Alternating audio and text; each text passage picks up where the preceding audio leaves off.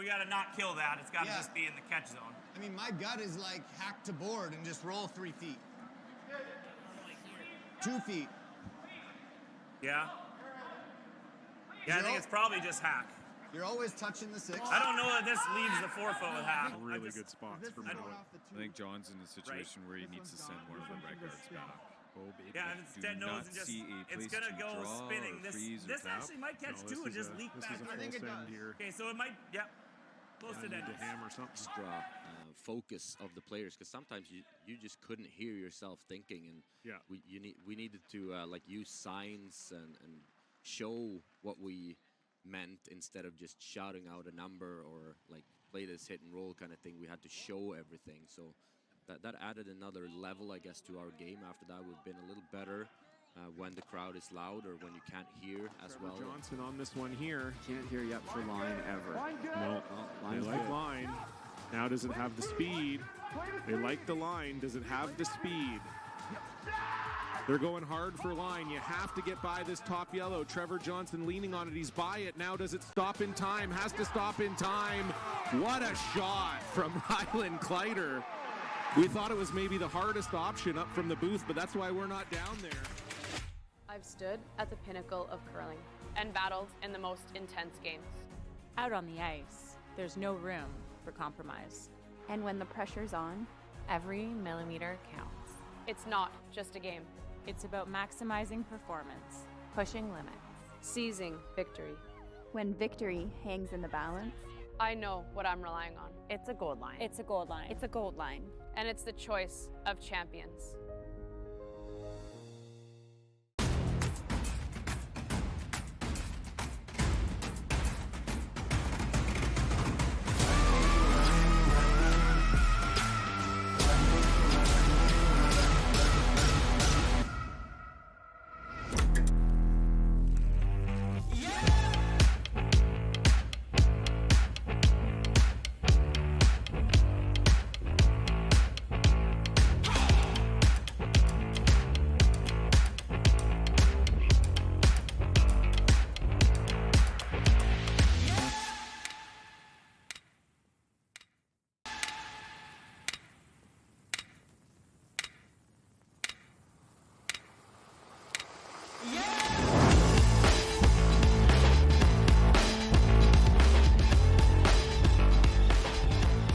Stood at the pinnacle of curling and battled in the most intense games.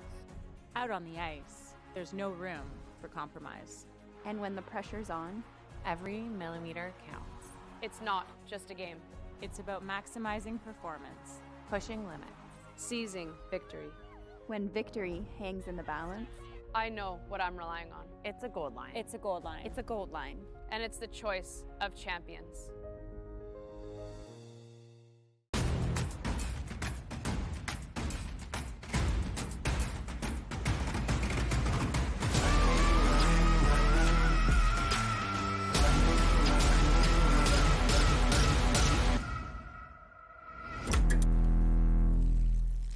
When it comes to the game we love, having the right gear makes all the difference. Gold Line's new curling shoes and brooms are a game changer. The shoes, unbelievably comfortable. And the brooms, lightweight and effective, giving you control on every sweep. When I step onto the ice, I'm not just prepared, I look sharp. Have you seen these shoes? They are a game changer. And the brooms, light as a feather. It's a gold line. It's a Gold Line. It's a gold line. And is the choice of champions. Final stone. Girl, easy! Whoa! Does he have it? Yes, he does! What a shot! John Schuster! Oh my goodness! A third of a rock for... That would make sense why he did curl.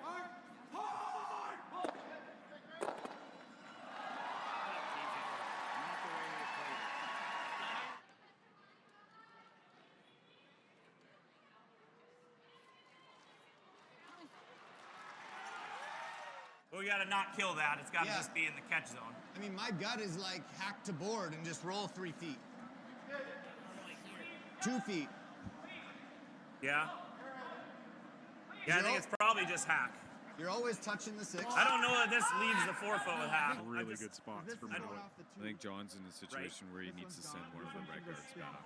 Oh, baby. Yeah, if it's dead nose and just, it's going to go spinning. This actually might catch two and just leak back. I think it does.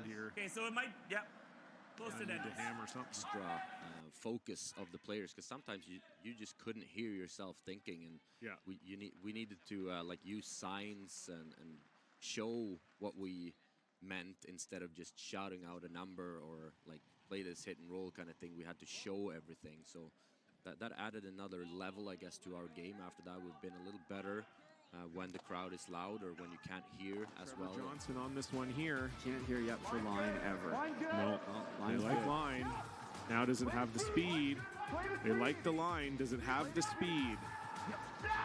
They're going hard for line. You have to get by this top yellow. Trevor Johnson leaning on it. He's by it. Now does it stop in time? Has to stop in time. What a shot from Ryland Kleider. We thought it was maybe the hardest option up from the booth, but that's why we're not down there. I've stood at the pinnacle of curling and battled in the most intense games. Out on the ice, there's no room for compromise. And when the pressure's on, every millimeter counts. It's not just a game. It's about maximizing performance, Pushing limits. Seizing victory. When victory hangs in the balance, I know what I'm relying on. It's a gold line. it's a gold line. It's a gold line. And it's the choice of champions.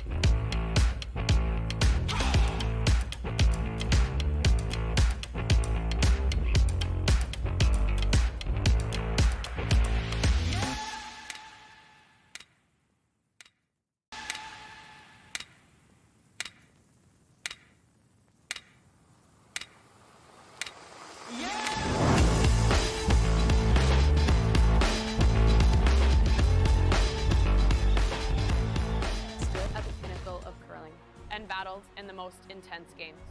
Out on the ice, there's no room for compromise. and when the pressure's on, every millimeter counts. It's not just a game. It's about maximizing performance, Pushing limits. Seizing victory. When victory hangs in the balance, I know what I'm relying on. It's a gold line. it's a gold line. It's a gold line. And it's the choice of champions.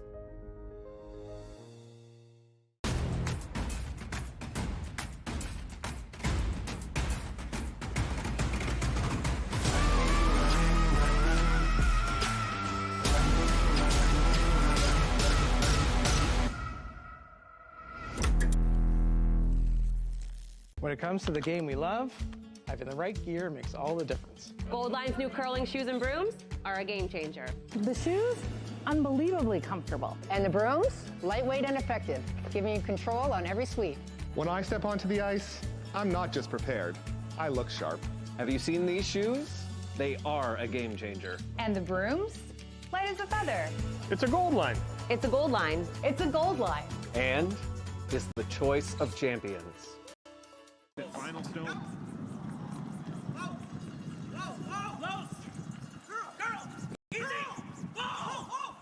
Does he have it? Yes, he does! What a shot! John Schuster! Oh my goodness! A third of a rock for... That would make sense why he did curl.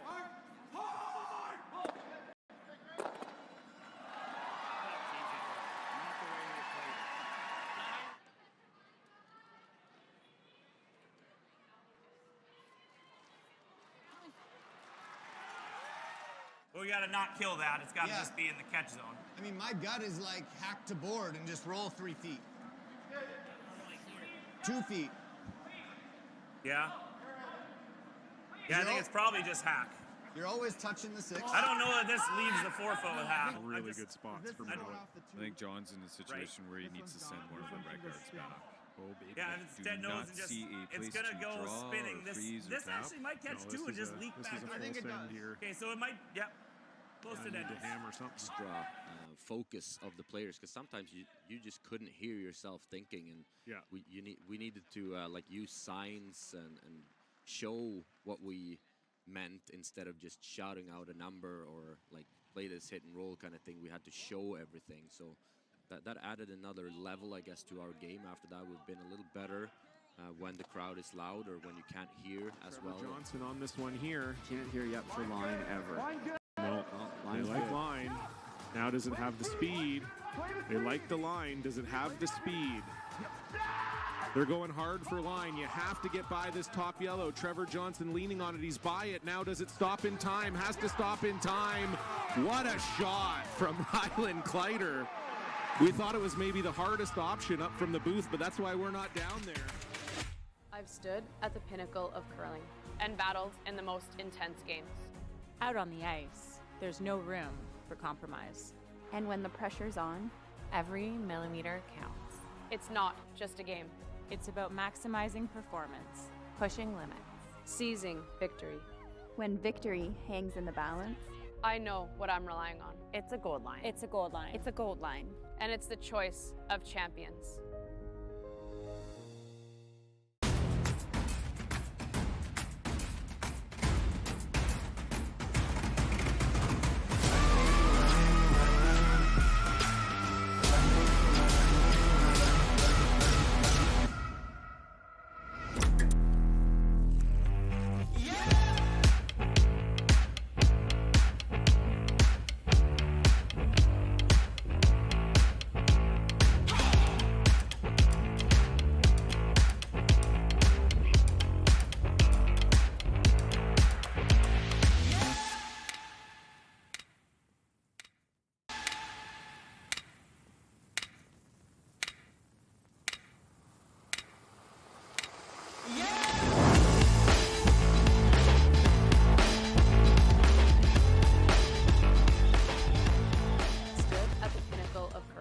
And battled in the most intense games.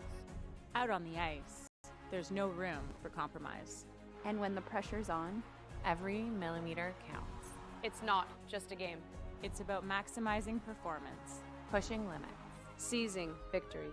When victory hangs in the balance, I know what I'm relying on. It's a gold line. it's a gold line. It's a gold line. And it's the choice of champions.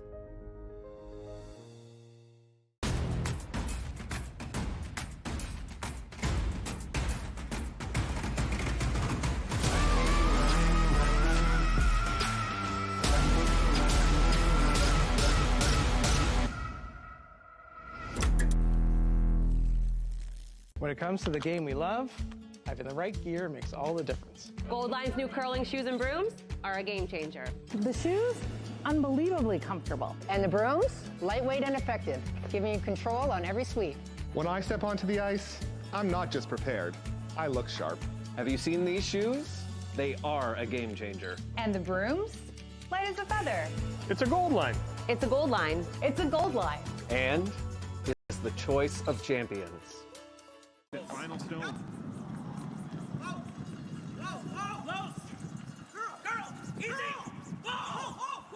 Does he have it? Yes, he does! What a shot! John Schuster! Oh my goodness! A third of a rock for... That would make sense when I do the curl.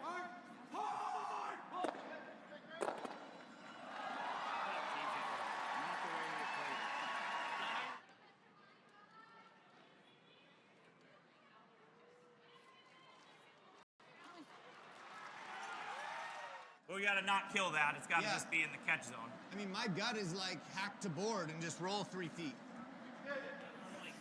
2 feet. Yeah? Yeah, I think it's probably just hack. You're always touching the 6. I don't know that this leaves the 4-foot with hack. Really good spots for Miller. I think John's in a situation where he needs to send one of the red guards back. Oh, baby. Yeah, and instead knows and just, it's going to go spinning. This actually might catch two and just leak back. I think it does. Okay, so it might, close to dead. Hammer something. Extra focus of the players, because sometimes you just couldn't hear yourself thinking, and we needed to like use signs and show what we meant instead of just shouting out a number or like play this hit and roll kind of thing. We had to show everything, so that added another level, I guess, to our game. After that, we've been a little better when the crowd is loud or when you can't hear as well. Johnson on this one here. Can't hear yet for line ever. No, they like line. Now does it have the speed? They like the line. Does it have the speed? They're going hard for line. You have to get by this top yellow. Trevor Johnson leaning on it. He's by it. Now does it stop in time? Has to stop in time.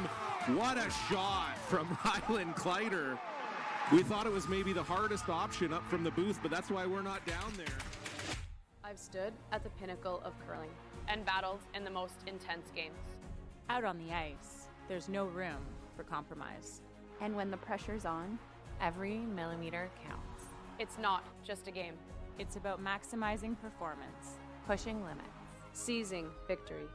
When victory hangs in the balance, I know what I'm relying on. it's a gold line. It's a gold line. It's a gold line. And it's the choice of champions.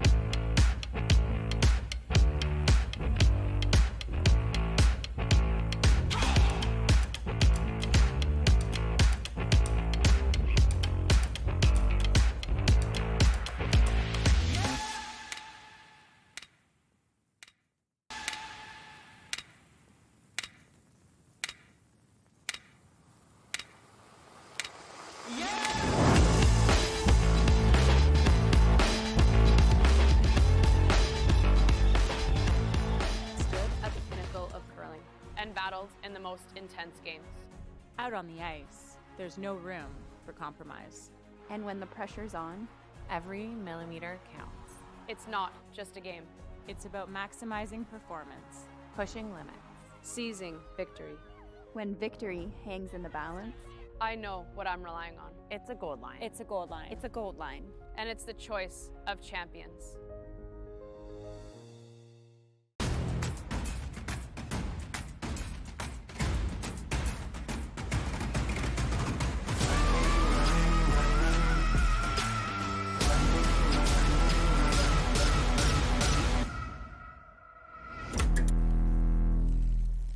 When it comes to the game we love, having the right gear makes all the difference. Gold Line's new curling shoes and brooms are a game changer. The shoes, unbelievably comfortable. And the brooms, lightweight and effective, giving you control on every sweep. When I step onto the ice, I'm not just prepared, I look sharp. Have you seen these shoes? They are a game changer. And the brooms? Light as a feather. It's a gold line. It's a gold line. It's a gold line. And is the choice of champions. Final stone.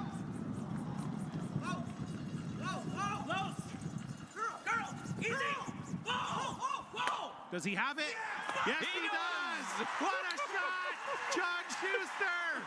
Oh my goodness! A third of a rock for... That would make sense why he did curl.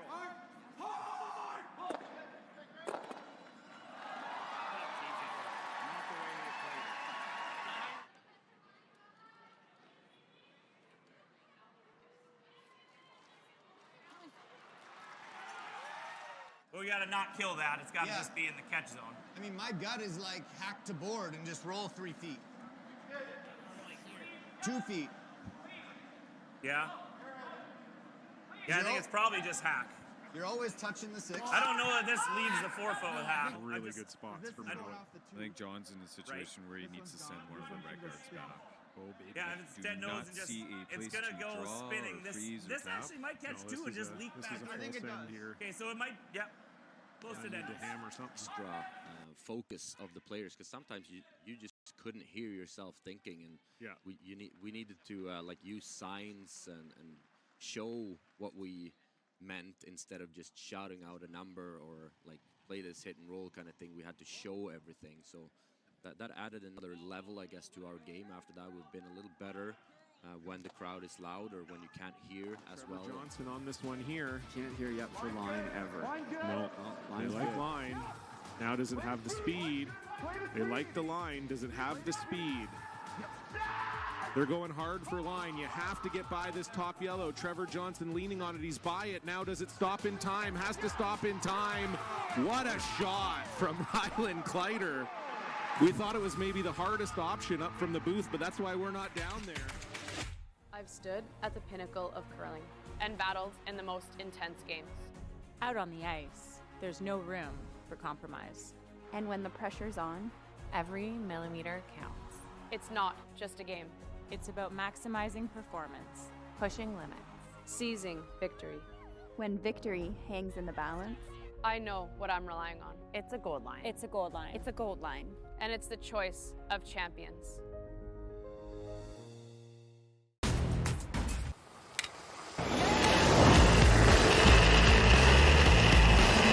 Last drop, 8th in. From the tie to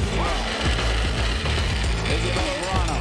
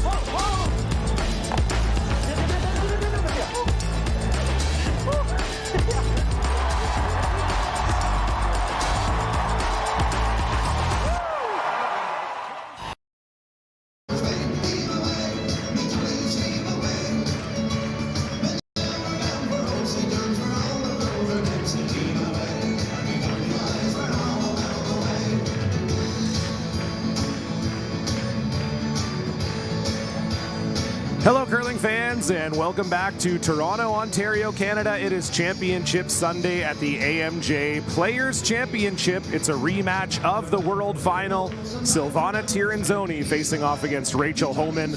Rachel Homan looking to complete the career Grand Slam here. Silvana Tirinzoni hoping to stand in the way of that. We're going to send it down to Robbie Doherty at ice level for the player introductions.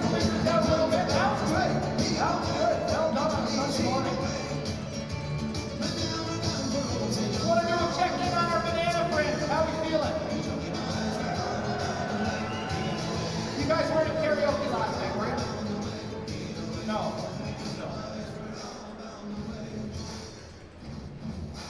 All right, curling fans. I gave you a second to regroup. On 3, let's do this. Loud as possible. Ready? 1, 2, 3. On your feet, everybody. Let's go. Get on your feet, everybody.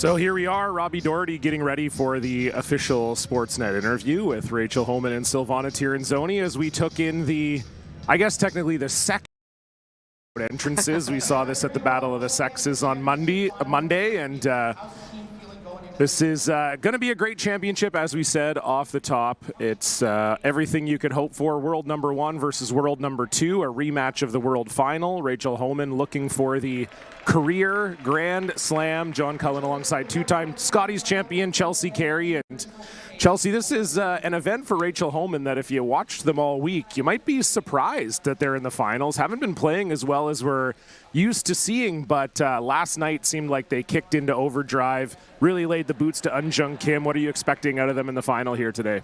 Yeah, I expect them to have their best stuff. Obviously, we have seen them struggle more than we're used to. But that being said, that's a really high bar that they've set for themselves. So you're a victim of your own success a little bit when you do that. And we expect you to play great every time, and there's no way you can do that. But the mark of a really great team, the mark of a team that's having the run that Rachel Homan is having, is you're winning when you're not at your best. And they have been doing that all week. And I expect them to have their best today, and it does have a bit of a meant-to-be feel to it a little bit. Rachel's only slam she hasn't won, having this historic season, winning when she maybe shouldn't have in a couple of the games. It sort of feels like maybe it's fate. Yeah, I agree with you completely. We're going to take a look at the player lineups here for both teams. Familiar lineups, I would say, for both. These are fan favorites. From Ottawa, Team Homan, Rachel Homan the skip, Tracy Fleury the third, Emma Miskew the second, and Sarah Wilkes at lead. And over on the other side of the sheet, multiple-time world champion, 6-time world champion, actually, Alina Petz. Team Tirinzoni curling out of Aarau, Switzerland. The skip is Silvana Tirinzoni, the fourth rock thrower. Alina Petz, the second, Carol Hovald, and the lead, Selina Vichanka. And yeah, when you look, obviously there's so many superlatives you can use for this Rachel Homan team. They've made the finals in literally every event they've played in this year. They've won all of them except for 2, which were the 2 slams. They lost the Tour Challenge final to Einarson, and then we saw them lose the Masters final in Guelph to Hasselborg. Other than that, they've won every single tournament they've played in, including the Scotties, including the Worlds. It is unbelievable. I think one of the most crazy things to me, Chelsea, we know the PointsBet Invitational, big event on the curling calendar, particularly for Canadian teams. Rachel Homan's results are so good that the points she got from winning the PointsBet don't even count for her, not even in her top 8 events. Yeah, that's insane. We've I don't think ever really seen a run like Team Homan's been on the last, or you could argue the last 2 years, but certainly this year, and yeah, a couple of final losses, but even to make the final in every event you play in, when that includes 5 slams, Worlds, Scotties, that's just insanity. Yeah, it's been quite a run. As you said, Chelsea looking to cap it all off here would be 2 seasons in a row with only 7 losses if Rachel Homan can make this one happen. Silvana Tirinzoni starting with the hammer here. The teams had identical records in the round robin, so they did draw for hammer, and Rachel Homan, you could actually hear them discuss it before the game and maybe thought their path was a little heavier than they were expecting, and this is a little heavier than they were expecting. Sarah Wilkes into the top 12. Yeah, surprising miss there, but to your point, probably had to do with that conversation about their path being that little bit slower and not wanting to drop it a long guard just over the hog line. So a little extra, and Silvana choosing to play the hit here. I imagine it might be headed for a delayed corner guard rather than just hitting this end out, but you never know. Yeah, maybe the 2 teams just wanting to get a feel for each other here. On this championship Sunday, lots on the line. For Tirinzoni, they won last year's Players' Championship, so looking to make it a double here. That's their last slam win. I think it's their 3rd straight final, too, is it not? Yes, I believe that's exactly correct. Yeah, and this is their first slam final of the year. Hasn't been the exact year we've expected out of them at the slams. They lost in the most recent one, the Masters, lost in the quarterfinal to Rachel Homan. Didn't even make the playoffs at the first slam of the year in Charlottetown. Also lost, they did make one final in Nisku, the Canadian Co-op Canadian Open. And we're not going to see a delayed corner here, Chelsea. They're asking Selina Vichanka to hit this yellow stone. I'm surprised by this.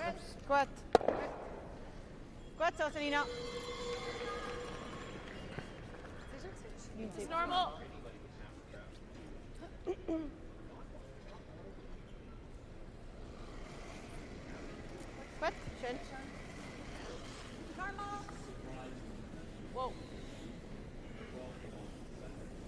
You can. Curl. Clean. So the hit made for Emma Miskew, and does look like we are heading to a place you and I have been to many times together, Chelsea. We have resided in Blanksville together many times. Yes, we have. True. Yes. We have a timeshare there now. Figured it's a good way to save money. Made sense financially. Yeah, exactly. That's really the key.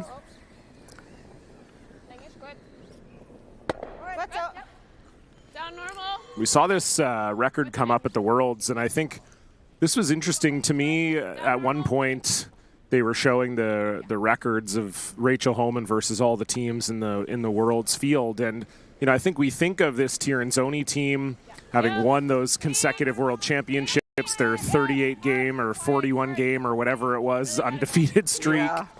I think we've all hard for a piece. You don't like to hear that. That is gone. Good thing we rented out the timeshare this week. Save some money. But I was going to say, I think a lot of us, we see that dominant run for Silvana Tirinzoni at the Worlds and just how well they've done over the years, world number 2. You would think the head-to-head between these two teams would be close, but it's not really. Rachel Homan, 28 wins. Tirinzoni only 9. Wow. And in their last 12 meetings, Tirinzoni has only won once. So it's been kind of all Rachel Homan all the time over the last couple of years. It's funny how that goes with teams that you play a lot, where for whatever reason there's usually a team or two that you just can't beat, and there's a team or two that you just can't lose to. and it ebbs and flows a little bit, but you go through times where you just, for whatever reason, they just start to struggle. They beat almost everybody else, but they can't beat Rachel Homan, and then everybody's got that. You're sort of your kryptonite team that you just can't beat. So Petsen Vichonka had to lean on that one just to get it by the corner guard, and it just hangs on at the back ring.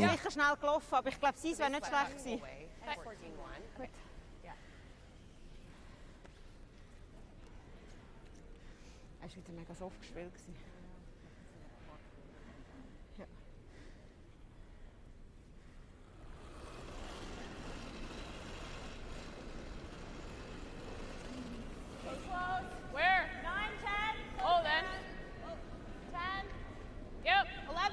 Yep. Really hard. Gotta go to get by. Sarah Wilkes trying to lean on this. You heard Rachel ask Tracy which turn she wanted and went with the in turn, throwing that down weight, just racks on the guard. And don't see this Homan team miss 2 shots in a row very often, but there it is. Yeah, some struggles early, and wouldn't be that big a deal if they had the hammer, but they don't. So potential to set up an early deuce here without really trying for Team Tirinzoni. Didn't throw a corner guard, didn't throw a delayed corner guard, just went in and 2 very uncharacteristic misses out of Team Homan.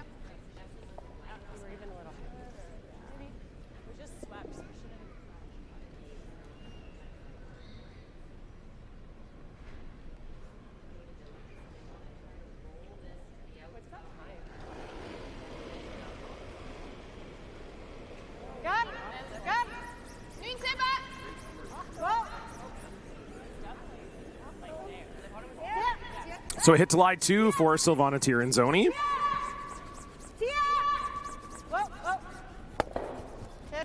Four-time world champion, and that will roll to a pretty good spot, Chelsea. Yeah, ideal. It was, in order to make the roll flat enough, you had to flirt with rolling out, and they certainly did that, but ended up perfect. So not wanting to just give up the open deuce, it looks like Team Homan's going to look for the draw here. This is a scary one to throw, but it's the best result if you make it.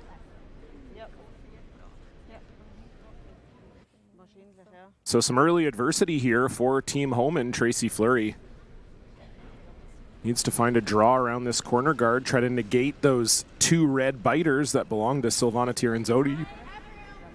Back 12. Line's good. Back 12. 11. Can't touch it. Okay. We're through. Oh boy. Close. Mine only. No, curl. Yeah, 13-3, that's all there, but it looks like it might get there for line.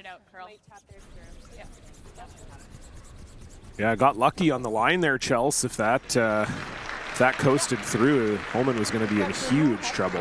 Yeah, and I would suggest that if she threw the weight they were looking for, she might have been on the guard. Yeah. So, and we have seen this sheet and all the sheets really this week be quite straight to the wing, even last night.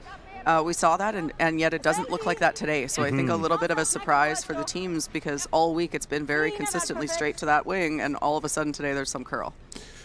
Yeah, we saw with Carol Hovalds just barely missed the guard and then was back 12. So exactly. I think you're right, Chelsea. If Tracy had the right weight there, and if you ever rack that, you're poking it in and they lie 3. Disaster. Yeah.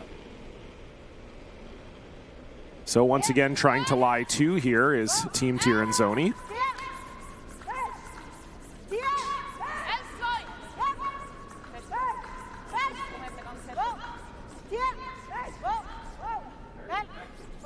It's a big sweep there from Carol Hovald.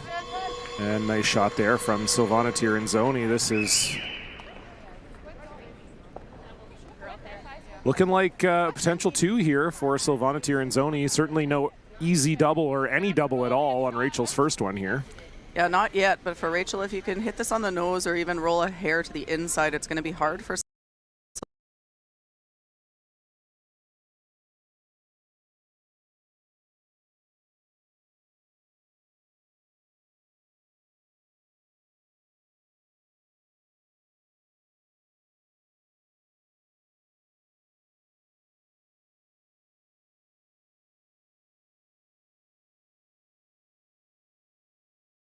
just couldn't hear yourself thinking.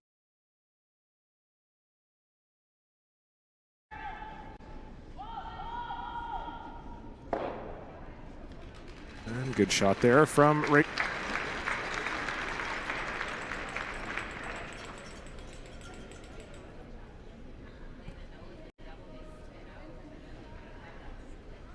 And I don't know that it's possible to roll somewhere where there is no double. You could make it difficult by rolling to the wing, to the left-hand side as we look at it here. But again, you have to flirt with rolling out in order to do that.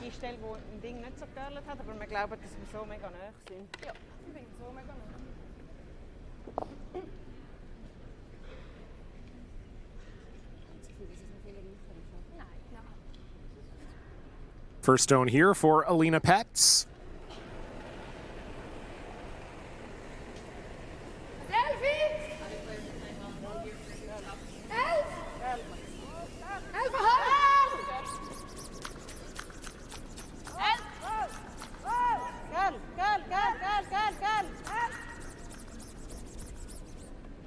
And Carol Hovald once again called into action, and it's fairly steep, but certainly makeable. Yeah, it's definitely there, and you don't want to leave these for Rachel Homan. Yeah, no one you'd rather have throwing it, that's for sure. Exactly.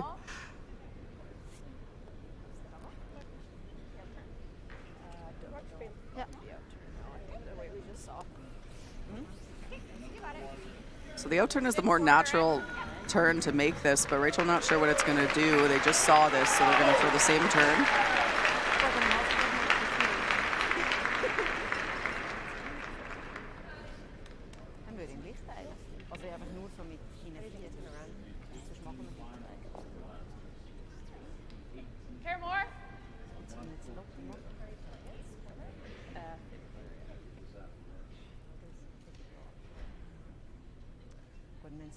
Last rock for Rachel Homan here in the first end. Facing a little early adversity, needs to make a thin double to try and avoid giving up 2.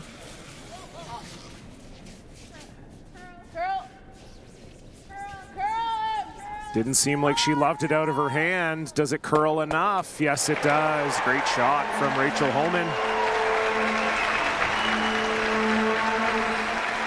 And the crowd goes wild.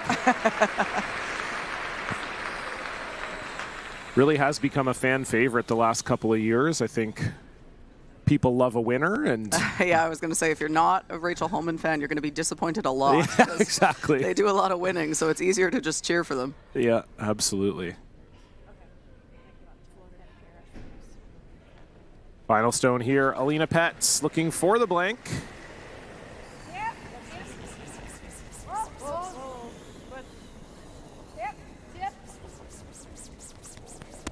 Took us a while to get there, but we did eventually end up in Blanksville. Couple zeros on the board. Tirinzoni will keep the hammer into the second.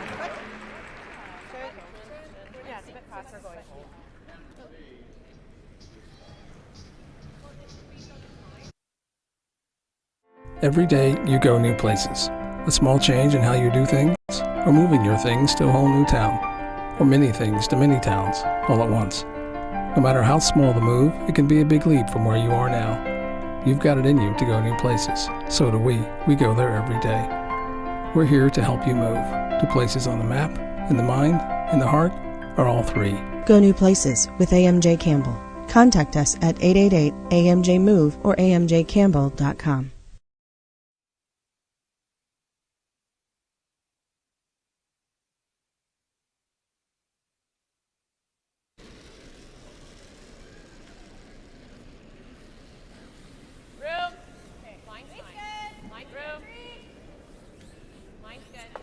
Well, that's the power of Rachel Homan, isn't it, Chelsea? It kind of looked all end like maybe a 2 was going to get set up for Silvana Tirinzoni, but you leave Rachel any kind of a double and you really feel like she's going to make it, and she makes it there. We put a couple zeros up on the board. Yeah, there wasn't really a great place to roll for Alina Petz on her first shot, but would have liked to roll away a little bit and weren't able to do that. So it was a fairly steep double, especially with the across-the-face turn, that in-turn that she threw. They were talking about a thin quarter. I think they hit more than that, but made it without much of an issue. Yeah, we've talked about Rachel Homan becoming a fan favorite. I think it's obviously the winning helps, but also been showing quite a bit more of her personality. The social media for Team Homan has popped off, and it's been it's been kind of great to see the growth of this team, not just in terms of wins over the last 2 years, which we know is, her winning percentage is crazy. A win here today would assure that for the last 2 seasons she's at 91%, which is unconscious. But yeah, also I think just, embracing her role as the world number 1 and all the attention that comes with that. It's been it's been very fun to watch this team over the last couple of years, both on and off the ice.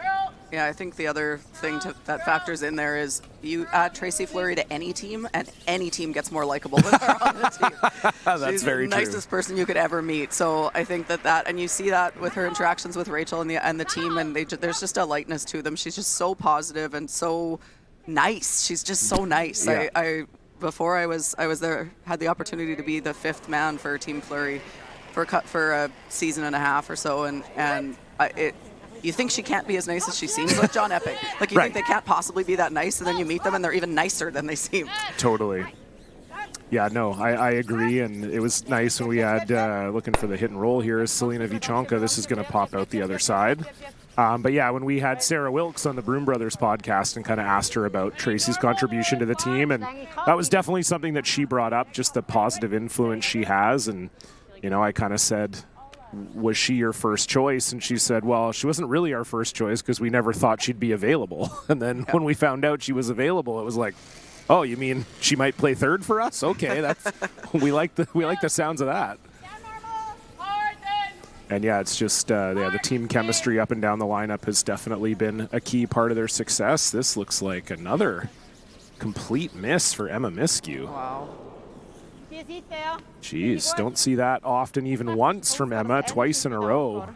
Very rare. I don't know if she's getting those started or maybe having some trouble with her rocks. So yesterday I was on the call for their semifinal, and I was with Tyler George, and he had watched them a game or two before that, and that was consistently the miss from Emma, was a little light and a little tight, but we didn't see flashed hits. So surprising, but they're sweeping it right out of her hand. So I think it's got to be something with the line of delivery or the release that's causing that problem, and that is the swingier of the 2 turns. Those outside in turns, especially in a new spot, are going to curl, but certainly not what we would ever expect to see from Emma Miskew.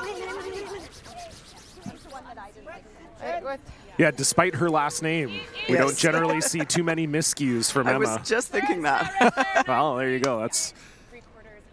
That's our broadcasting synergy.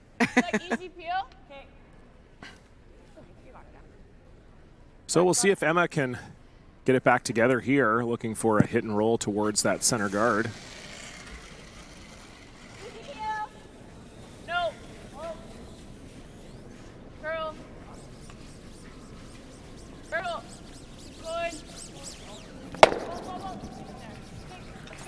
It's not bad. Doesn't get quite behind the corner guard, or sorry, center guard, but better throw. Better throw for sure. Which is the key after you've. It's really tough when you miss, especially 2 in a row, and especially a complete flash. I mean, that's something we don't see Emma do more than once or twice in a season, and then to do it back to back, it's just a confidence issue. So for her to have that one be a better throw, regardless of the rest of the results, you need that. You need that for your own head.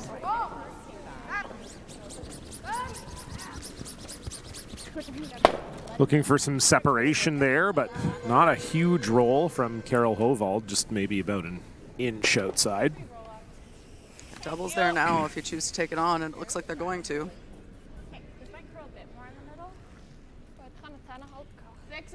Yeah, no hesitation from Rachel. I'm guessing with the hit and roll behind the center guard, they maybe wouldn't have ended up as shot, so maybe that was part of the consideration here, but even for Tracy, if you roll somewhere in the vicinity of that red one, you're going to feel pretty good. Hard, really gotta go. Ooh. Hard, hold it there, hard. Sarah Wilkes trying her best, but could not quite hold it. Tracy Fleury makes contact with that second red stone, but just pushes it into the 12, and Tirinzoni in control once again here, Chelsea. Yeah, still struggling to figure the ice out a little bit here for Team Homan. That's the same spot Emma just threw in, and hers was wide out of her hand and still curled up a fair bit, and Rachel knew right away that they had to sweep that, but Tracy said whoa when she let it go, so she must have liked the throw, or if anything thought she was wide, and still it over curls.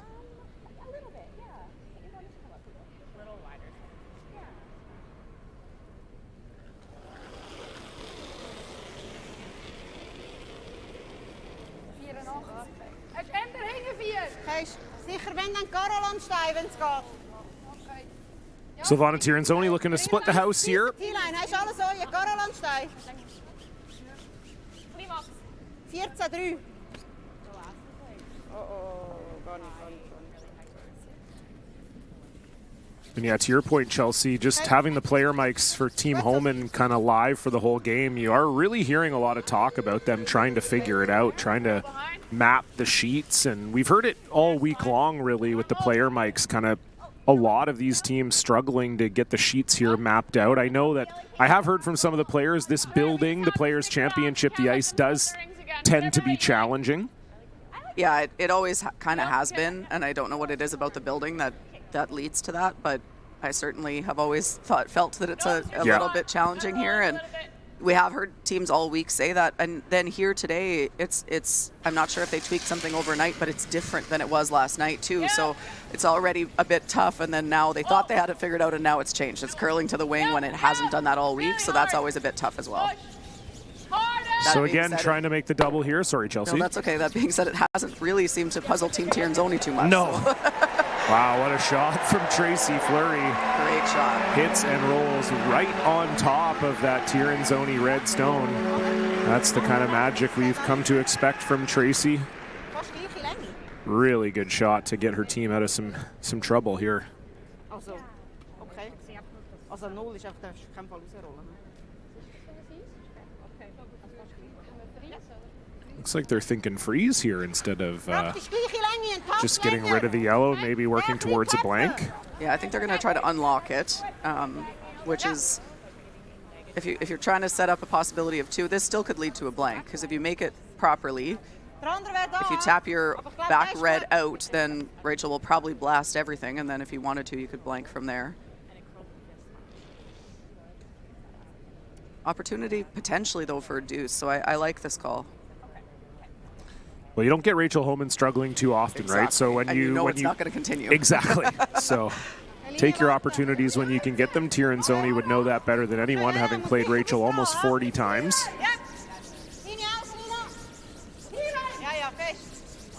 Vichonka and Hovald are leaning on this. This looks light.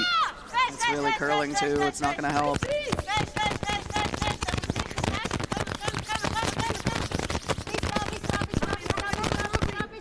Wow, what a sweep from Selena Vichonka. I did not think that was getting anywhere close. No, and that one straightened out at the end. So that's what we did see in the other games, and it was in that kind of middle of the 8-foot. It'll curl until it gets there, and then it hits a bit of a wall, and it's kind of going uphill, and that one certainly did that, because I thought that was over curling by a mile. Yeah, certainly did look like that. there at Selena. She catches her breath. I met her parents this week. They came over from Switzerland. This seems to be the event that a lot of the Europeans bring their families to, get to experience Toronto. And the teams are a little looser this week, last event of the season. And so, yeah, it was fun to meet Peter and Sandra, although Selena told me last night, booked their flight for 2 p.m. today. Oh. So she said, I guess my parents didn't have too much faith in me that we were going to make the final this week. Yeah, this is such a cool event to be right in downtown Toronto. We stay half a block away from the arena and the hotel, and it's just, there's so many good restaurants and stuff. It's every player's favorite event from that standpoint, because it's just so easy to do stuff and everything. So yeah, I've seen a lot of families here this week for sure, which is great.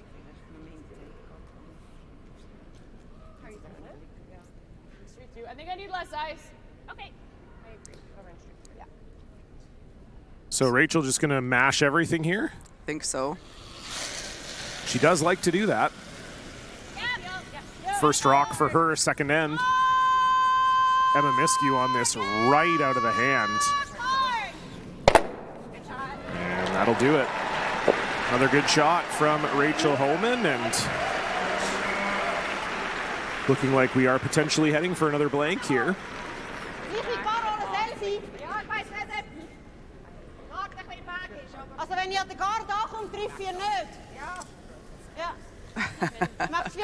Rachel talking about how gross that spot is, so she actually thinks she hooked that. She turned it in a little bit and sweeping backed it off about 3 inches according to her. So that is that uphill that we've seen that in the first end I think fooled them because we didn't see it, but it seems to be back here, at least coming this way. We'll see if that's the case going away in an odd end as well. Maybe a case too where it's just the sweeping is more effective also, that both of those were right out of the hand sweeps from Vichonka and from Sarah Wilkes, so maybe that could be a factor as well. We'll definitely keep an eye on it though as these teams continue to try to figure out this Sheet C here on Championship Sunday, as that's right on the nose for Alina Petz. I'm thinking Rachel, no harm in trying to get that roll behind the center. No, you may as well try. Make the blank as hard as possible. A little bit more, please. Yeah.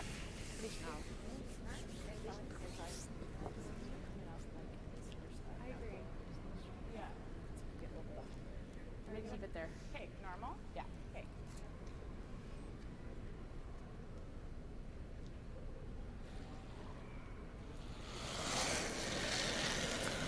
Last rock for Rachel Homan.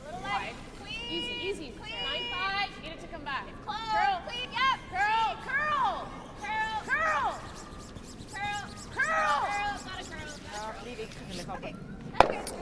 And unfortunately doesn't catch that curl to get behind the center guard, so this will be a wide open blank attempt for Alina Petz.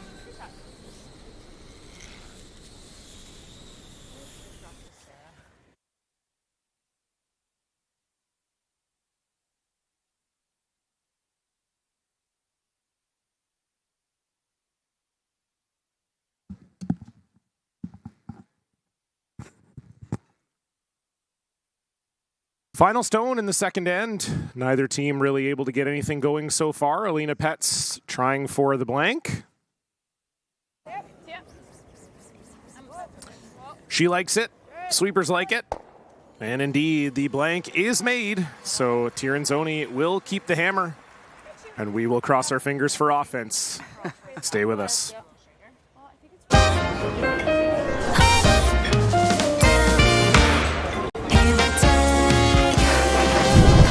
Let me say what's best for me, to feel at ease, to feel happy. Lovely weather with the breeze, the simplest things. Sad love. Rio Mare. Great taste means little. Prime quality tuna and selected olive oil.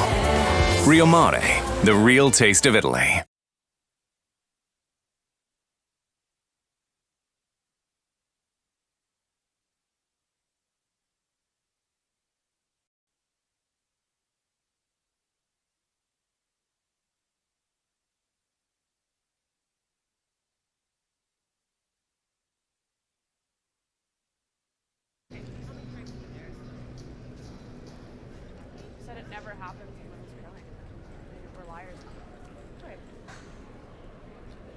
What do you have? So a couple blanks in a row here for Silvana Tirinzoni, Rachel Homan. We'll see if they can get some offense going in the third end. I don't think it's for lack of trying, Chelsea. Both teams have tried to get something going, but it just hasn't really materialized. Yeah, Rachel tried to throw a guard in the first end, and it slipped into the house, and Silvana was happy to hit it, and sort of the same thing in two. Just the guard was there, it just ended up turning into a series of hits. And we are pleased to be joined for this third end by a special guest in the booth. You may know him as the 100% win rate coach on the Grand Slam of Curling Tour, the Battle of the Sexes coach for Bruce Mallett, two-time NBA champion, and now a man who has curled for the first time. Matt Bonner is here. Matt, thank you so much for joining us in the booth. And I'm sure the fans, they probably saw the pictures on social media this morning, but give them straight deets. How was your first ever time on the ice? I had a blast. I had great teachers. Reed, Robin really showed me the ropes. They were patient.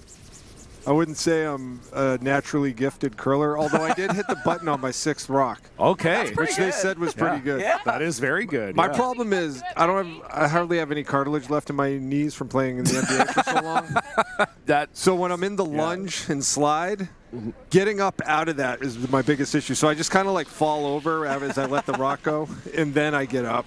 I always wondered if having less cartilage would be an advantage. Like you can kind of just get some stuff moving around in there that other curlers can't, who are burdened with their full knee capabilities, but apparently not the case. Yep, and we didn't have anything ready to go that would fit my foot size.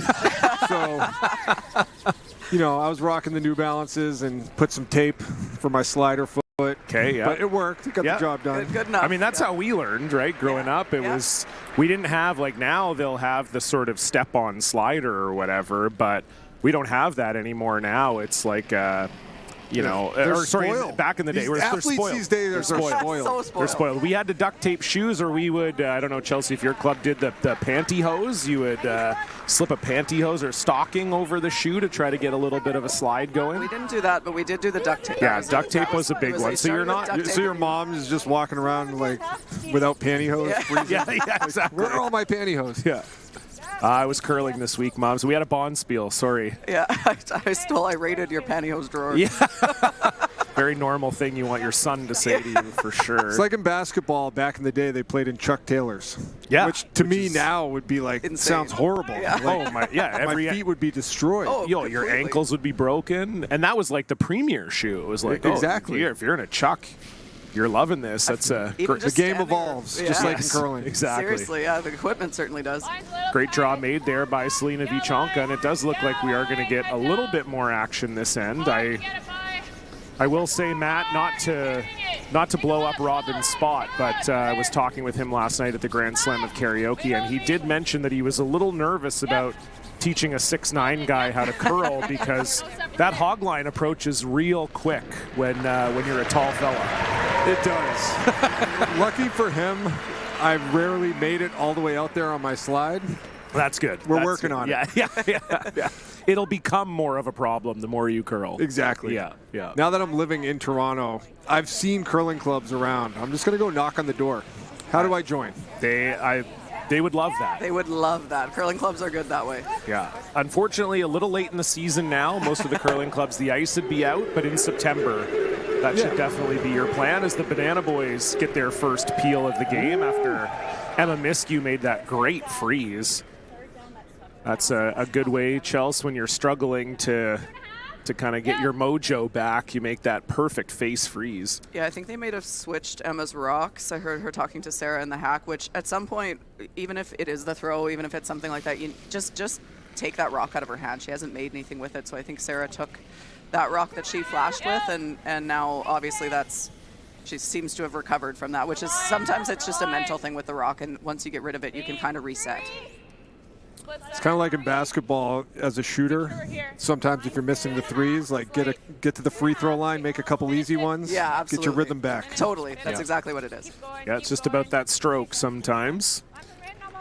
September works for me. That gives me 5 months of doing yoga. so I can get in that position and get up from it. Yeah, start to get those hip flexors maybe a little more fluid. Exactly. Yeah, no question. And work on sweeping, because that was really difficult. Yeah, you were telling me, we were having a chat off air, that you were impressed with how difficult the sweeping was. That was a workout. Yeah, that's most people's first impression. Like, I think a lot of, and Chelsea, obviously, you would have been through this a ton as well. A lot of people's impression of curling is that it's not a very athletic sport. Anybody can do it. You don't really have to be in shape. And then you take those people curling, and once they have to start sweeping, they go, what the hell is this? And they're not even sweeping right. That's the other thing, too. Like, they're not really putting that much pressure on the broom. They're sweeping what we would call, like, easily. Yeah. It's like, what? Just think about how hard sweeping is for you right now, and then think about learning how to put literally all of your body weight on the broom every single time. Try doing it in a plank. Yeah. That's basically what it is if you're doing it right. Yeah, exactly. Could be like the new NBA off-season training regiment. Get in shape. Yes. Take the team out for some sweeping. Love that. Good spot. Nice. Good shot.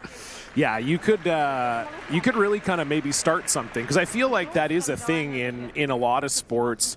You know, you end up with these kind of performance gurus or whatever they've come up with this brand new training method. Maybe, Matt, there could be a fortune to be made. It's zero impact. Yes. It's not going to hurt you. Exactly. I'm starting to feel like this is an idea brewing here. I think so, Bonner too. Performance Labs. It's based out of the High Park Curling Club in Toronto, Ontario. Bring all sweeping all the time. Yeah, it's all sweeping for NBA athletes. Just you want to get in shape. Sweeping boot camp class. Yeah. So another peel here that Emma Miskew-Freeze just proving to be the difference right now for these two teams, exchanging guards and peels. I assume maybe at some point Rachel Homan's going to want to move it because Silvana Tirinzoni is shot. The banana peels. Yeah, no one is loving this end more than the bananas. Mm-hmm. I noticed on the last end you referenced a deuce as being 2. Uh-huh. What do you call a 3? 3. 3. Listen, I don't know why. We got to change it to a tray. Tray, I like that. Like a tray ball in basketball. Yeah, I like that. I love that. A Okay. tray. We will say the only thing we kind of add for scores past 2 is you might call it a ball. So you might say they got a 3 ball or a 4 ball. Yeah. Tray ball. A tray ball. That's what we call it in basketball. Perfect. Okay, I love that. We're going to make that a thing. Other side of center. You ever make any 3s? That's about all I could do in the sport of basketball. Just make 3s. Okay, you were the classic 3 and D guy? Lowercase d. But yes. Yeah, I'm familiar with a lowercase d as well.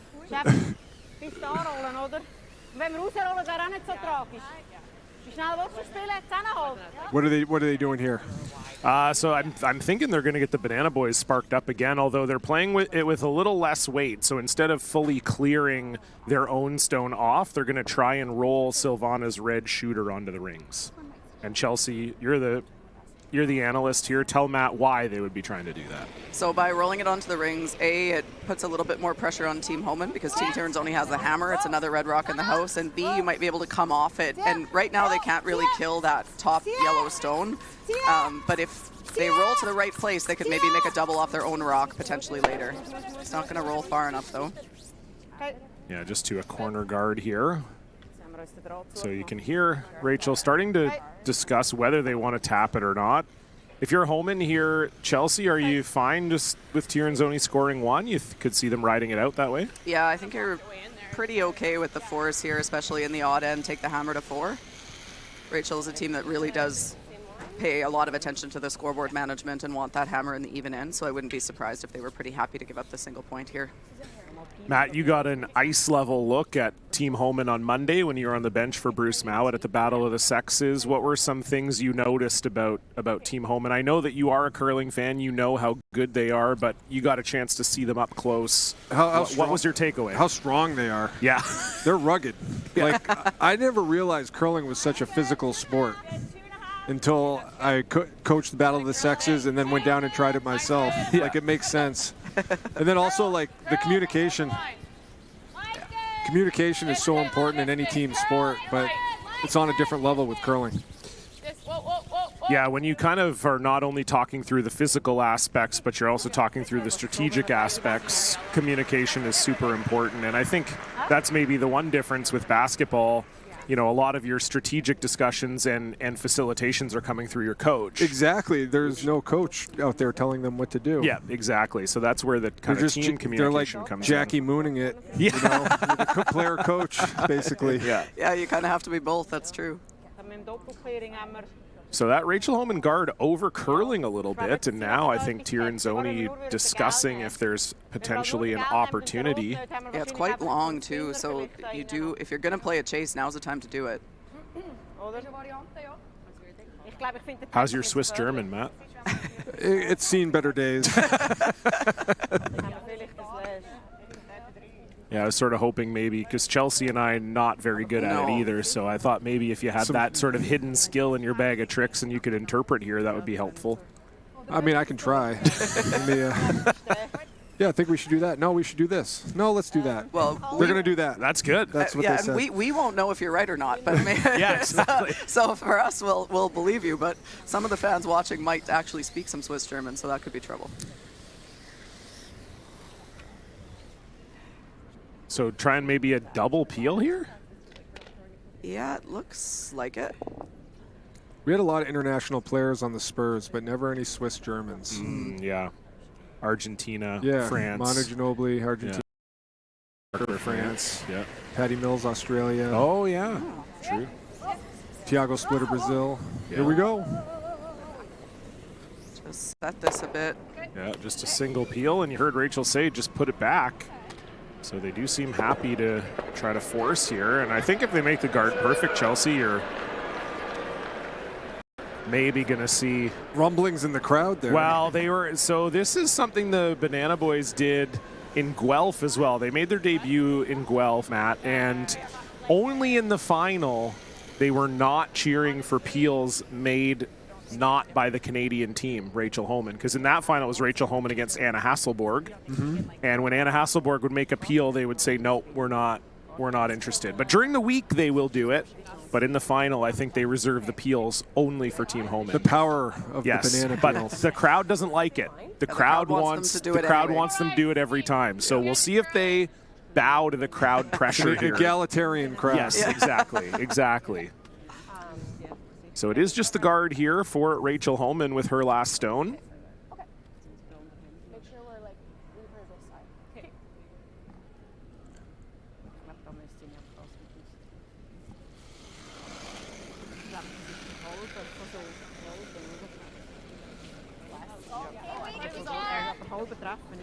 Don't kill the line. Line's in line good. Line's good. Hey, 1.5. Speed for 2.5. Girl. Just for distance. Distance. Line 2. Bit tighter. Yep. Distance. Keep going. Distance. 2. Hold the line, Sarah.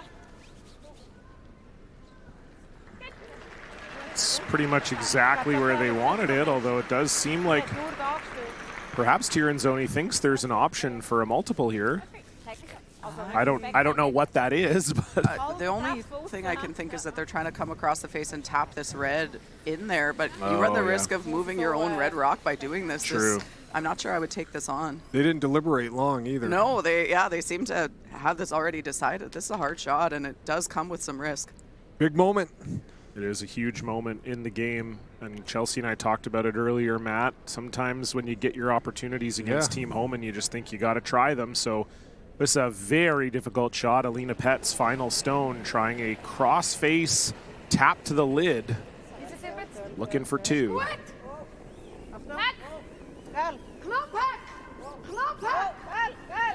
I understand hack. This is close. It's really curling, though. Can't afford to over-curl this. No. Ooh, it's close. Does it stop in time? No, it doesn't. Great try from Alina Petz, but just a little too much weight, and so that Emma Miskew freeze locks up the force. Tirinzoni takes 1. We'll get our first look at Rachel Homan with the hammer when we come back.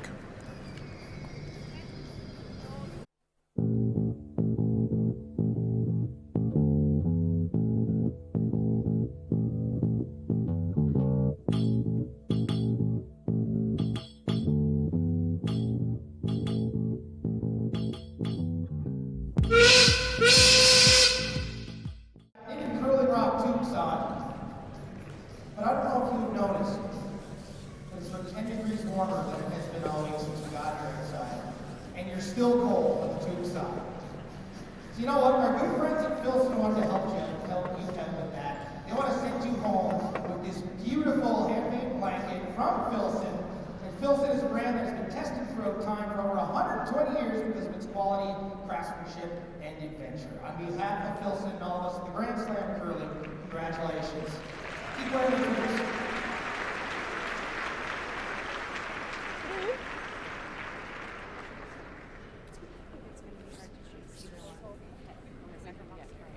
Well, it was a really tough shot for Alina Petz. Got the line right, did not have the weight right. They settle for one. Fourth end, Rachel Homan with the hammer for the first time. John Cullen alongside Chelsea Carey and Matt Bonner for this women's final. And what do you think, Matt? I mean, like I said, you're a 1-0 coach. If you're Team Homan, what are you trying to do here? It's winning time. It's the championship. It's winning. You got the hammer. You got the hammer. You're going for a tray ball. Absolutely. Okay, Love a good tray here. Yeah, all right, there we go. Well, yeah, I said this to people because you and I were coaching Bruce Mowat together, and obviously an incredibly good team, world #1 on the men's side. And, you know, people were kind of joking with me about my coaching and how I was 1-0, and I said, you know, mostly me and Matt were just down there, and we said, you know what, guys? I think you should just make everything. Yeah. And then they did. It's a simple game. It's a really simple game. When you make every shot, it's a really easy game. Team Mowat You're has the that world figured out. champs. Don't forget that. Yeah, exactly. Play like world champs. Yeah. Yeah, it got very easy for us down there, that's for sure. So That's what most of coaching is just motivation. You got to get the team in the right mindset to go win. Well, yeah, I mean, I guess you were under legendary coach Greg Popovich for a few years. Like, what would Pop be saying here? Exactly. It's like you're part psychologist. Yeah, for sure. It's the mental side of the game. As long as you have a good motivational speech. And look, we just talked to. It's not like we're out there giving them the strategies and the X's and O's. That's up to them. Yeah, exactly. Yeah. Yeah, it's all about managing egos. Team Mowat's egos out of control. Yeah, everyone is saying they could barely fit through the doorway after that World Championship win. We're being sarcastic. Yeah, they're great guys. Really good guys. So unfortunately for Selena Vichonka, that just rubs the center guard, and now it's going to be a draw around the corner for Sarah Wilkes. And this is sort of the first, I guess, Chelsea, you'd say, conventional start to an end we've seen here in the first four. Yeah, and even then, with a little rub on the guard, it's not quite the perfect end we've come to expect from both of these leads. Wide open so far. Looks light. This is that spot again, Chelsea, not really curling too much. They're trying to bring it over now. All you got. Got to get a piece of the 12-foot here. They get that. Now do they get buried? I think that's pretty close. Probably chaseable, though, for Carol Hovald. Yeah, that spot is just so hard because they didn't get by the guard by that much, but it just doesn't keep curling. Once it passes the guard, it hits the bit of that ridge, and it just is trying to go uphill, and it can't do it. The physics say it's impossible, and so it is open. The only good news for Team Homan is that applies to the chase as well. That this is a hard chase because of that same reason. It's just not going to finish at the end.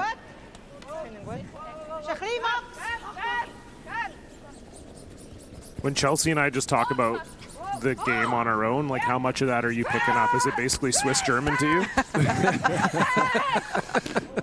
Oh, Carol Hovald off the guard. Uh-oh. Yeah, that wasn't good. And they swept that to curl too, so just surprised by how much that finished. It was interesting to me watching the teams warm up and comparing that to basketball. It seems like they just kind of show up and play. Some of them do. Some of them do. I mean, they threw a few rocks, they did a few stretches, but it wasn't a lot. Like, the process of getting ready to play a basketball game is long. It's like... It's nice to be young. It takes me a long time. Yes.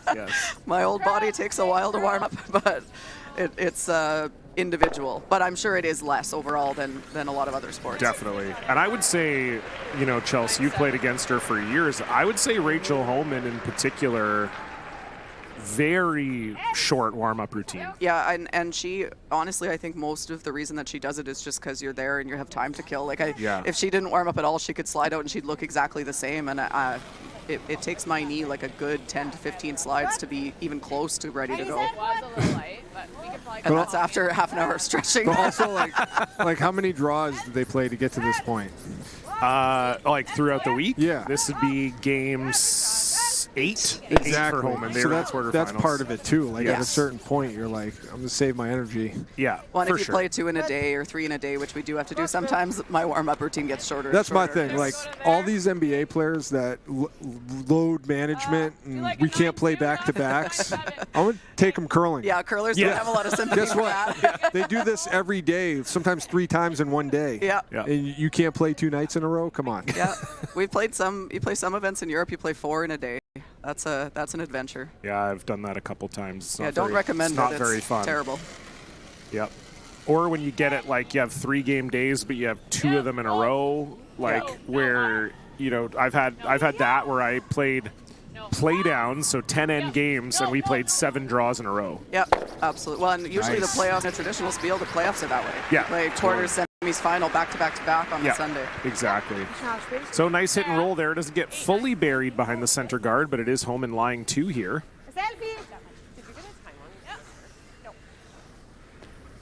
Looking like a pretty good setup for Rachel Homan here. A lot of separation between their 2 yellows. Yeah, promising for Deuce right now. I don't know about the tray. They've got some work to do to Yeah, get there. they got a lot of work to do for the tray ball, but the 2 balls looking good. 2's good. 2's good. Take 2. Yeah, absolutely. 2's good. Silvana Tirinzoni trying for a hit and roll here.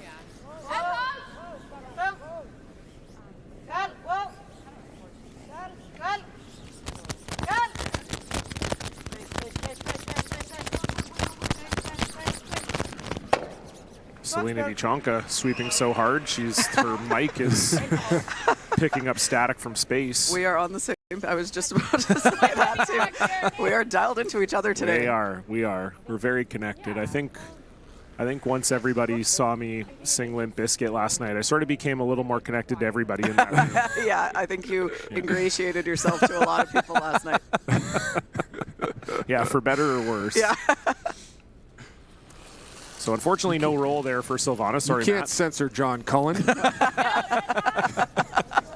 You definitely cannot. Yeah, I saw Ryan Harnden later in the night, and he said, I never heard that song before, didn't understand any of the words you were saying, but I did notice you were saying the F word a lot. I said, well, that's, yeah, what do you How want? has he never heard that song before? That's a great question, because he's the How same old is age. he? He's the same age as me, 85. So I don't know. It seems crazy to me. That you is would- insane. I don't know. Those guys grew up in the Sioux. I mean, I feel like maybe they didn't get Limp Bizkit until 2006 up there. Limp Bizkit making a comeback. Oh, yeah. I saw them Not just because you sang them. No, definitely not because of that. I saw them in Northern Ireland last year, and there was like 35,000 people there. They're opening for Metallica when Metallica comes to Toronto. Oh, really? In a couple weeks, Oh, yeah. and you're going? I may or may not have Hell tickets. yeah. That sounds like a great concert. I went to Summer Sanitarium 2003, which was Metallica, Limp Bizkit, Linkin Park, and Deftones. Oh my God! In a, What football that's a stadium. good lineup. Oh, it was great. Yeah, it was really good. Only problem was that was right after Saint Anger came out, so Metallica played a lot of songs off that album, which is not very good. No. So hit and roll here, Silvana Tirinzoni. Oh, there goes Selena again. Oh. It's close. Oh. No way. Oh yeah. Wow. What a shot. That is tremendous from Silvana Tirinzoni. Board weight across the house. How do you do? Wow. What a shot. Whew. Freeze to it or tap it? Okay, we just need to freeze. They're going for it. That was an end saver, Yeah. Matt. That was an end saver. Still a potential 2 here for Rachel Homan, but that helps the program. Awesome shot.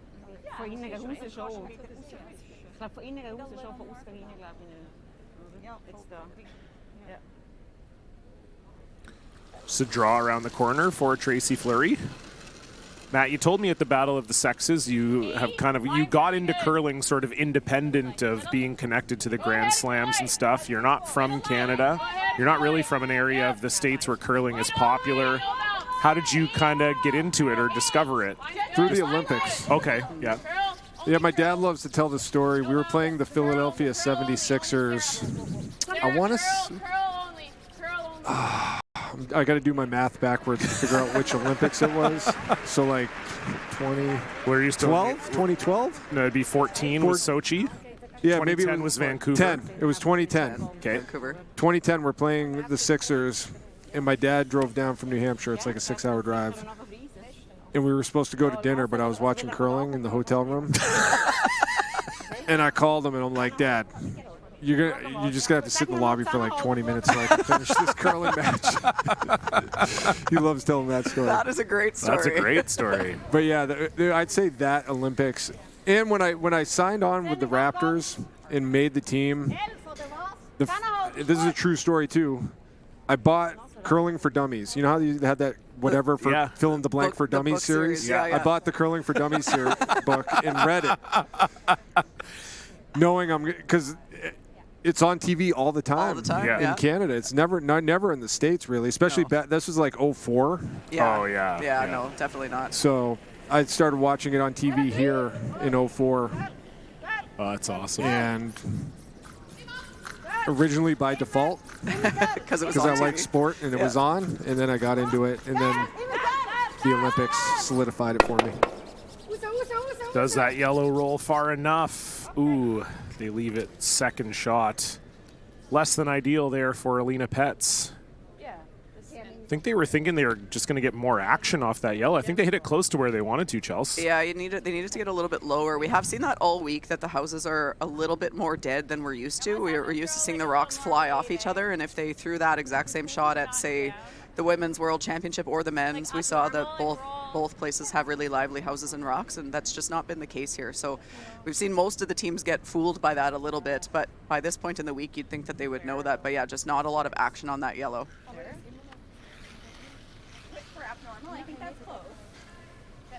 It was also pretty awesome when John Schuster and Matt Hamilton won the gold. Mm-hmm. 2018. Actually, exciting moment for curling in the States. They were like pop stars. They did all the late night stuff. I got a Matt Hamilton bobblehead. Nice. I collect sports cards. I got a John Schuster numbered to 10. Awesome. Wow. PSA 10. Wow. On eBay. Love that. Yeah, one of our colleagues here this week, Tyler George, was on that team as well, so that was a core memory for him too. So Rachel going to play the hit here on the shot stone, try to lie 2. This is her first, fourth end. Down 1.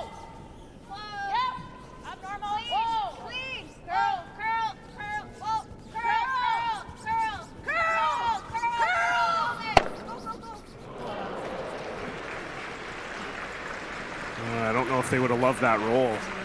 They wanted to roll so there was no double. They did that. Does leave a freeze opportunity, but... Freeze is a little scary. Yeah. But you make it and it's a potential steal. Yeah, I don't think you have much choice but to throw it.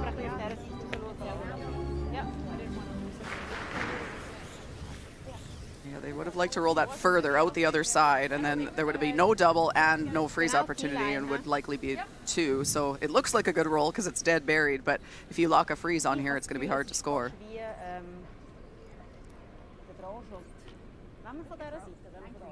It's amazing how quick momentum can change. Absolutely. This end has changed like 3 times in the last few shots.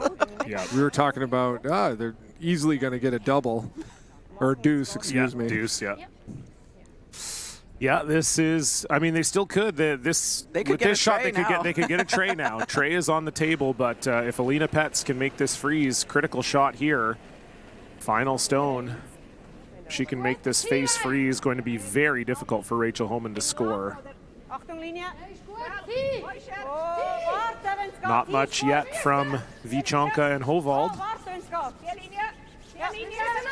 This is curling now. This is really curling. Got to try to hold it straight. That's really good. Nice shot. Great shot. I think that's the side of it you want to be on too, Chelsea, because if Rachel's going to run back this yellow corner guard, I'd...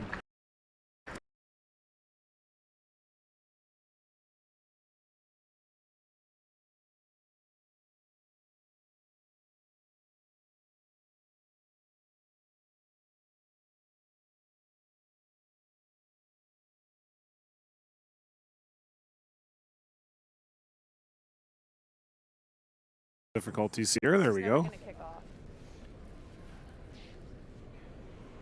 Yeah, I don't think you have anything. This is not going. They're so close together. Oh, it's dead nose, though. It looks like if you get it thin here. There we go. Yeah, maybe. It's definitely not going with. Oof, yeah.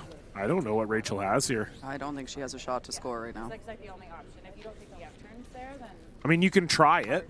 You can try it and see if you can move the red far enough for one. It's risk-free. I don't think you can really hurt yourself, or it would be hard to, so you may as well throw it, but I don't think that red spins nearly far enough. No, not, especially not with how the houses are. Yeah, even with a lively house, I think it's tough, but you might have a chance, and with these houses this week, I don't think so.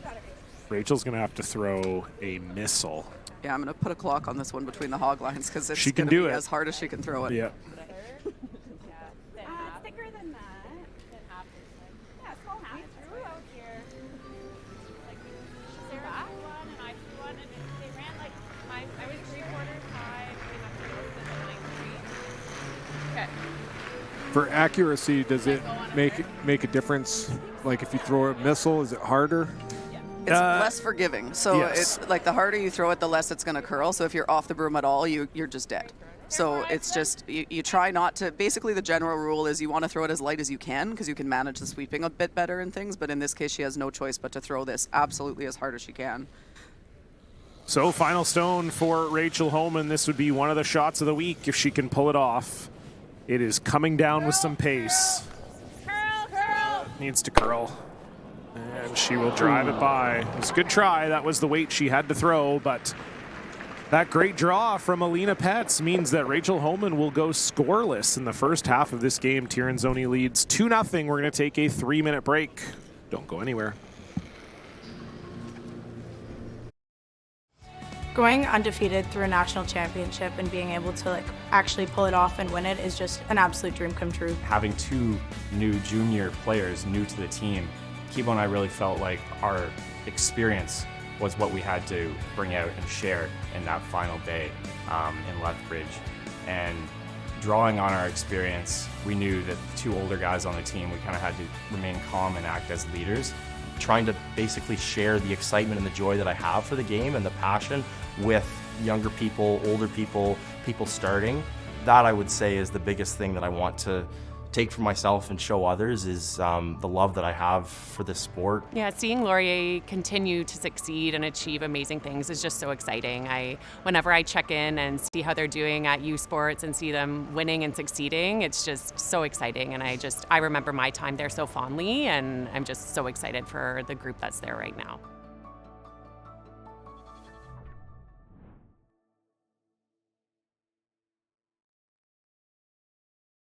The rock faces around Lake Tahoe are legendary. But this fall, new ones will emerge in the Tahoe Basin. Homan, Moe, Gushu, and more. November 4th through 9th, the Grand Slam of Curling's first ever event in the U.S. is coming to Lake Tahoe, where the greatest rock stars on earth unite for 6 days of incredible curling, celebrity appearances, and après curl parties you won't want to miss. Get your tickets at theGrandSlamOfCurling.com. Let's rock! The 2025-2026 Grand Slam of Curling schedule is out, with big events happening all over Canada, like the Masters heading to London in September, the Tour Challenge from Nisku this October, the Canadian Open from Saskatoon in December, and the Players' Championship from Steinbeck coming in January.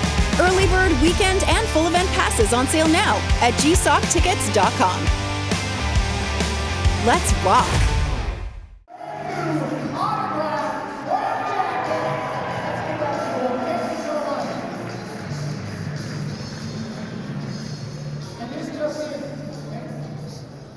Just orange jersey, that's from Arsenal.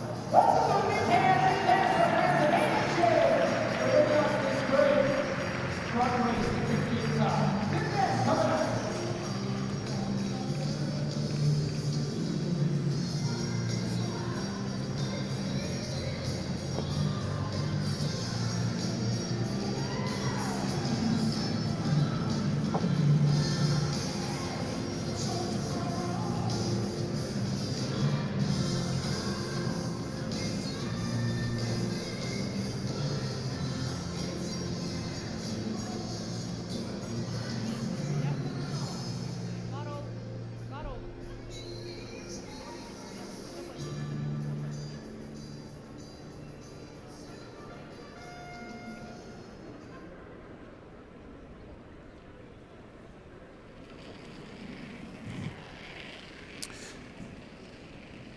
Hello, curling fans. Welcome back inside the Mattamy Athletic Center here in the heart of downtown Toronto. It is the 5th and final event on the Grand Slam of Curling calendar, the AMJ Players Championship. Rachel Homan seeking her first Players Championship title and the career Grand Slam. Silvana Tirinzoni looking to make it back-to-back Players Championships.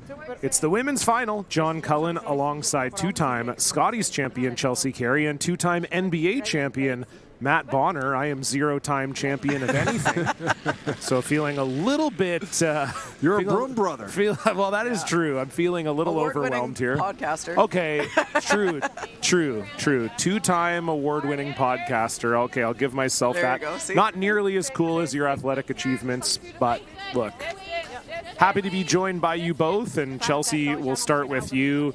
Assessment of the first half of the game. Silvana Tirinzoni in the lead 2-0, but kind of doesn't feel like they're necessarily dominating. What are your thoughts? No, I agree, but I do think that they've overall been the better team. Team Homan's still trying to figure the ice out, getting fooled in some spots. We saw some early misses. I think they've kind of settled in now to kind of the sheet shape and what's different today versus yesterday. But I think it's been a little bit more of a struggle for them, which we're not used to seeing. But Team Tirinzoni seeming just a little bit more comfortable so far. And Matt Bonner, your assessment of the first half of the game? Well, parallel to basketball, they always say the NBA is a make or miss league, and I think Tirinzoni has just made bigger shots. Yeah, that's a good point. Strategy aside, you can have the best strategy, best intentions, everything, but if you make big shots, that can be the difference between winning and losing, and I think they've just made some unbelievable shots as a result, or winning. Yeah, coming out at halftime. They call it halftime in curling? No, but not really. We call it the fourth end break, but it is technically halftime. Halftime's a way better way to say that. I agree. But it's a good point because that could have easily been a 2 or a 3 for Rachel Homan, and that last freeze by Alina Petz, all of a sudden they steal, and I would suggest a pretty significant momentum shift because of that. So Matt's point is well said. It's a big shot thing, and we know Alina Petz is capable of that. No question. That was pretty good analysis, Matt. Oh, not going to lie, for your first time in a curling broadcast booth. I mean, not far off. And Homan had a big one too. They could have gotten hurt pretty bad. They had that double takeout. Yeah, she saved them in the first end. So there's been some big shots on both sides. So we'll see what Homan can generate here. Obviously, getting on the offensive, down 2-0. They've got the corner guard split, and I don't have stats in front of me necessarily, but I'd imagine there weren't too many games this year where Rachel Homan did not score a point in the first half. Oh, I would think I would bet a lot of money on you being right. Yeah.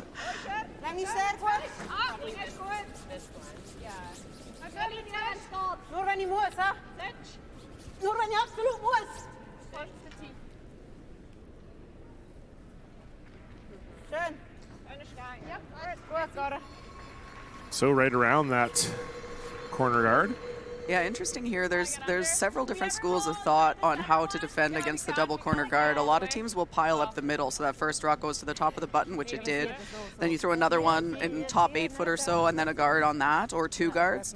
For Team Tirinzoni, choosing to choke both corner guards is or I would suggest a riskier strategy, because you never love to go around a corner guard without the hammer, but if you make them as well as they did, really effective. I would assume strategies change based on if you're down or have the lead. Yes, yeah, for sure. What do you think about being up 2-0 and going with the riskier strategy. Yeah, well, that's why I'm a little bit surprised. It's a risk reward though. So if they make them this well, then it basically negates both of those corner guards. It's a brilliant strategy. If they ever were to slide deep or stop short, then it's a disaster. So I'm thinking it's a bit of a, because the momentum shifted with that freeze and the steal in the last end, it's a bit of a keep the pedal down because you're now the team with the momentum. You got to play your game regardless of the score. For sure. Again, I'm sure I'm boring all the curling fans with basketball analogies, but how many times in a basketball game does a team get up and they like stop playing aggressively? Exactly. And then the other team will come back and maybe steal the game because you stop playing your game. We see that with curling too. As soon as you try to play super defensive, often so you're like, okay, well, we don't want to give up 3, but then you give up 2, and then you only get a single, and then you give up 2 again, and then the game gets close and you go back to what got you the lead in the first place, and then it works. Exactly. Nase ist nicht okay. Nase ist nicht so schlecht, oder? Nase ist wahrscheinlich besser als das, ja. Ja, also ich finde hinteren Wicken fände ich nicht gut. Nein, auch die andere Seite, wegen dem Fries. Nein, wenn dann ganz raus. Ja, ich glaube, Nase ist nicht schlecht. Nase ist gut, ja. That stone clicking off for Emma Miskew, and it's going to start to look like Bejeweled in the house. A lot of rubies. I thought you were talking about the Taylor Swift song. From Metallica and Limp Bizkit to Taylor Swift. I got daughters. Yeah, that's fair. That's fair. not me, I swear. Yeah. I don't like it at all. You're not a closeted Swiftie or anything, never right? listening to it by myself. Never. No. I mean, I like Taylor Swift, but Tortured Poets Department, what are we doing? Terrible album.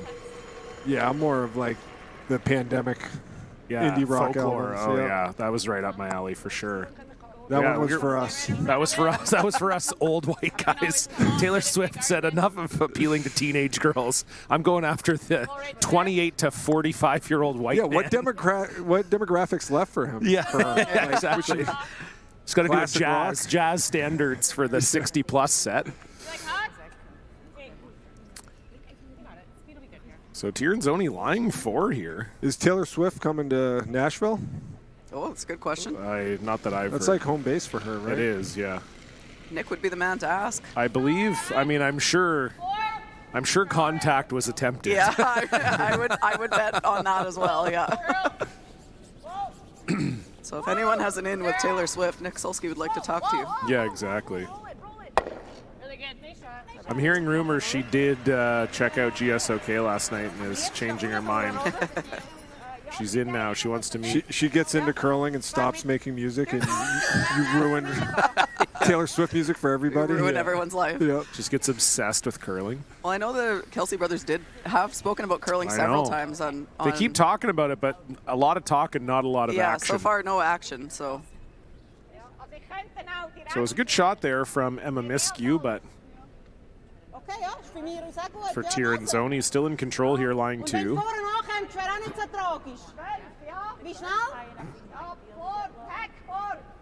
Ich würde Board spielen, falls der ein bisschen ankommt. Ja. Ein Elfi oder was? 11,5. So they were initially talking about peeling the guard here, but now it looks like they're going to chase after this Yellowstone, try to get maybe a hair inside it. yeah, this is a hard chase, but it's a great result if you could make it.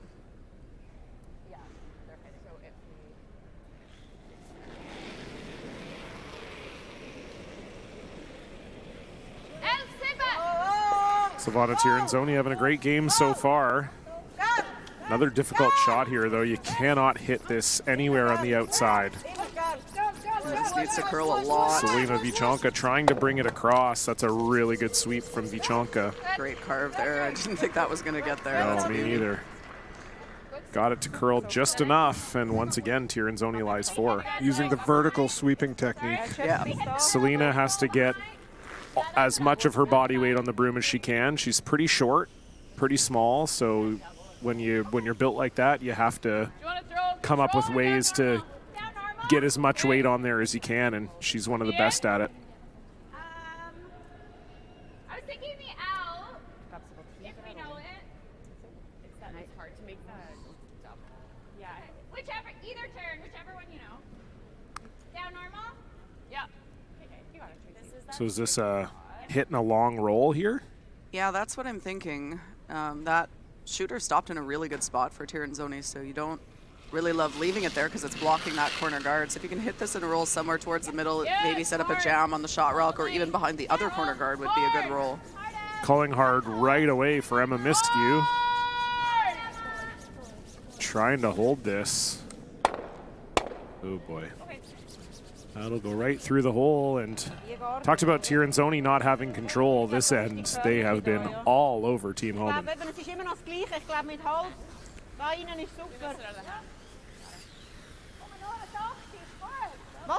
saying missed it out of the hand, so that tells me that Tracy probably just didn't set that one enough, just a little soft on release, and it was curling right away. Yeah, it looked like Sarah Wilkes was just trying to ask about the spot as they continue to try to map out the sheet, and Rachel said to her, we didn't learn anything from that one. No, and it's important to have that conversation because if it is the spot, then you need to know that, and in this case, just not a great throw. But then if you go back to throw in that spot again and you don't know what caused that miss, you'll likely miss again. So really good communication there.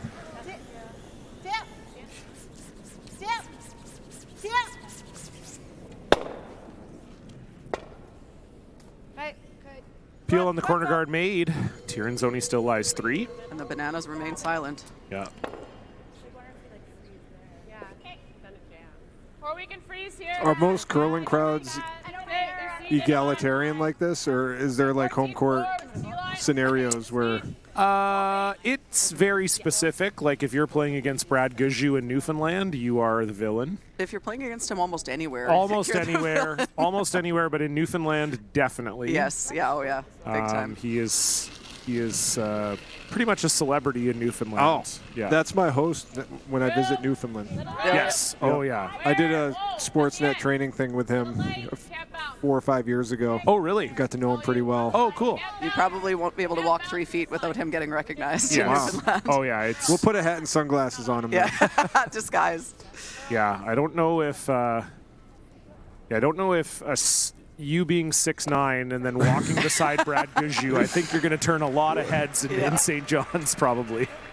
But I think overall curling crowds they'll have their team and they'll cheer for their team, but are generally very respectful. Usually they'll cheer for the other team's good shots too, like a golf clap, but versus like a screaming. There's etiquette. Yeah, exactly. Yeah. They're very polite. It's very Canadian, really. It in is a lot very of ways. Canadian, yeah. And you will hear international teams talk about how much they love playing in Canada, even if they know the crowd is not necessarily hoping that they're going to win. They still just love the energy from the fans. And like Chelsea said, they usually do get, cheers for their good shots and they'll still be asked for feel. Autographs after. Like they'll want Team Canada's, but they want everybody's. Like you feel very accepted as a curling fan in general. Yes, that's for sure true. Alina Pett's first stone here picks that yellow clean off. And not an obvious opportunity for 2 here for Rachel Homan. See, in basketball, they'll curse you up and down. Yeah. Yes. Make fun of your mom. Yeah. And then you see them the next day, and they want your autograph. Yeah. Yeah, they're just getting in your head during the game, yeah. And I think most sports are that way. Curling's a little bit of an exception to the rule in that sense. Yeah, I would say that's true. And I would also say, too, that there are some international teams that do kind of break through to become fan favorites. Yeah, I think Bruce Mowat is one of them. Niklas Edin from Sweden. Thomas Olsrud from Norway, absolutely. So it's not just Matt Hamilton. Matt Hamilton, yeah, absolutely. Everybody loves they love him Matt Hamilton for sure. So that's the thing is you can actually kind of break through and have a lot of fans in a Canadian crowd, which I think is cool. Yep, the same ice as my guard. And the reality is, as the years go on, there's less and less Canadian teams in the Slam. So, especially on the women's side. Especially on the women's side. You better diversify. Yeah, exactly. Yeah, only 2 Canadian teams in the women's field this week here at the Players' Championship. Rachel Homan, of course, one of them, as she prepares for her first stone, trying to make a face freeze and just force some kind of miss out of Alina Petts. But this is looking like a force here.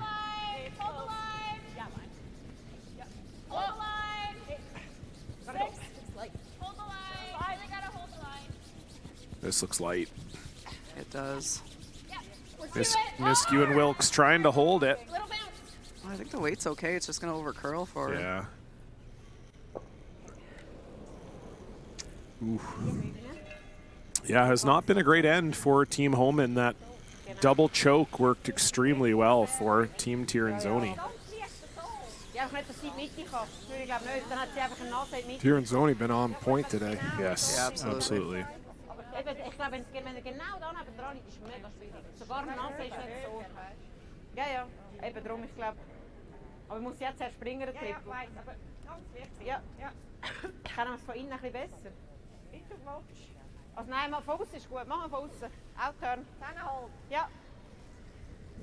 So obviously you're going to hit this rock. The conversation there would have been around where you want your shooter to roll. So in a perfect world, you want to make Rachel Homan make a double or something rather than a wide open hit. So I think she's going to try to roll towards that other redstone and maybe kick it sideways just a little bit.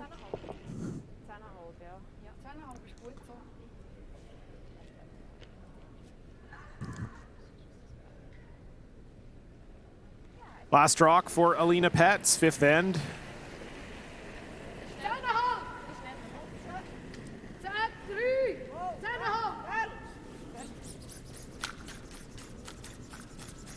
Carol Hovald trying to carve this over. And wasn't exactly where they wanted to hit it, but this will be a force all day for Team Tirinzoni. Rachel Homan hitting against 4.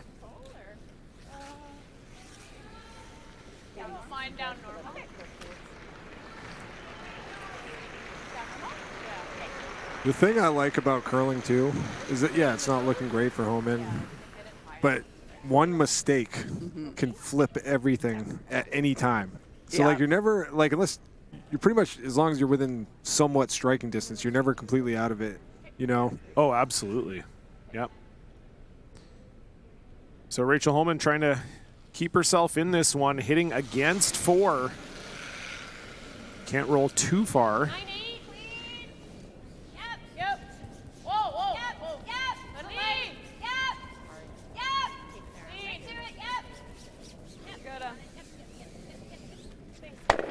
And that will be right on the beak.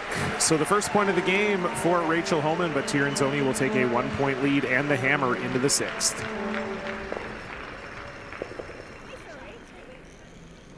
Every day you go new places. A small change in how you do things, or moving your things to a whole new town, or many things to many towns all at once. No matter how small the move, it can be a big leap from where you are now. You've got it in you to go new places. So do we. We go there every day.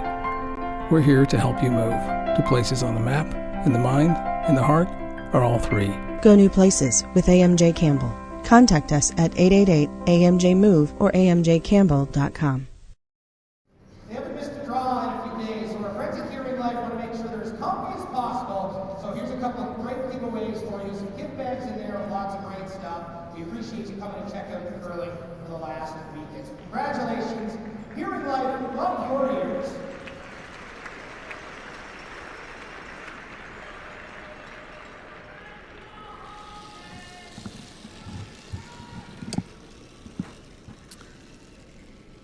Ideal scenario here for Team Silvana Tirinzoni, up 1 with the hammer playing the all-important 6th end. And Chelsea Carey, I'm wondering if Rachel Homan gets a little bit aggressive here. Giving up 1 to Tirinzoni here is not death, but you certainly don't want to give up 2.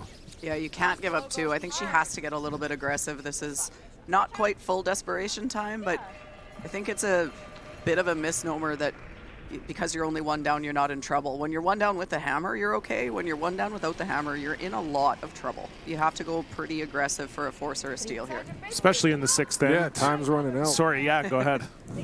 I had the same analysis as you, John. We're on the same level here. We are, definitely. Yep, no question. I'm joking. I know. I know, but I have a sarcastic, dry sense of humor. Yeah. And when you're broadcasting, sometimes the people listening can't tell when you're being sarcastic or not. And I would suggest, Matt, that that's on them and not on us. Yeah, I was going to say, John and I also both have that sense of humor, so we're all on the same page. Yeah. I'm used to getting angry messages from the curling fans out there. Yeah, I'll make a sarcastic remark once in a while and get a comment like, Matt Bonner thought blah, blah, blah. I'm like, I was being sarcastic, clearly. Like, Curl now. Yep.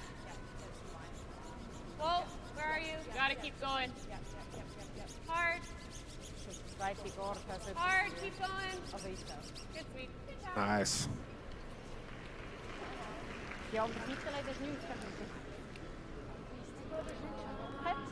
So double guard up.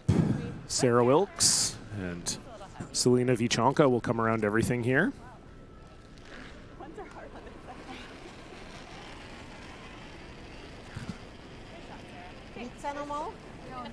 Ja, ik vind hem irgendwie auch ein schneller. Länge ist nach, finde ich. Länge ist T-Line, hè? Ja. Ja.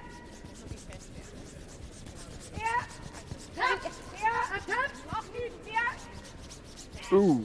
Just squeaked it by. Just Great by sweep there. for Selena Vichanka.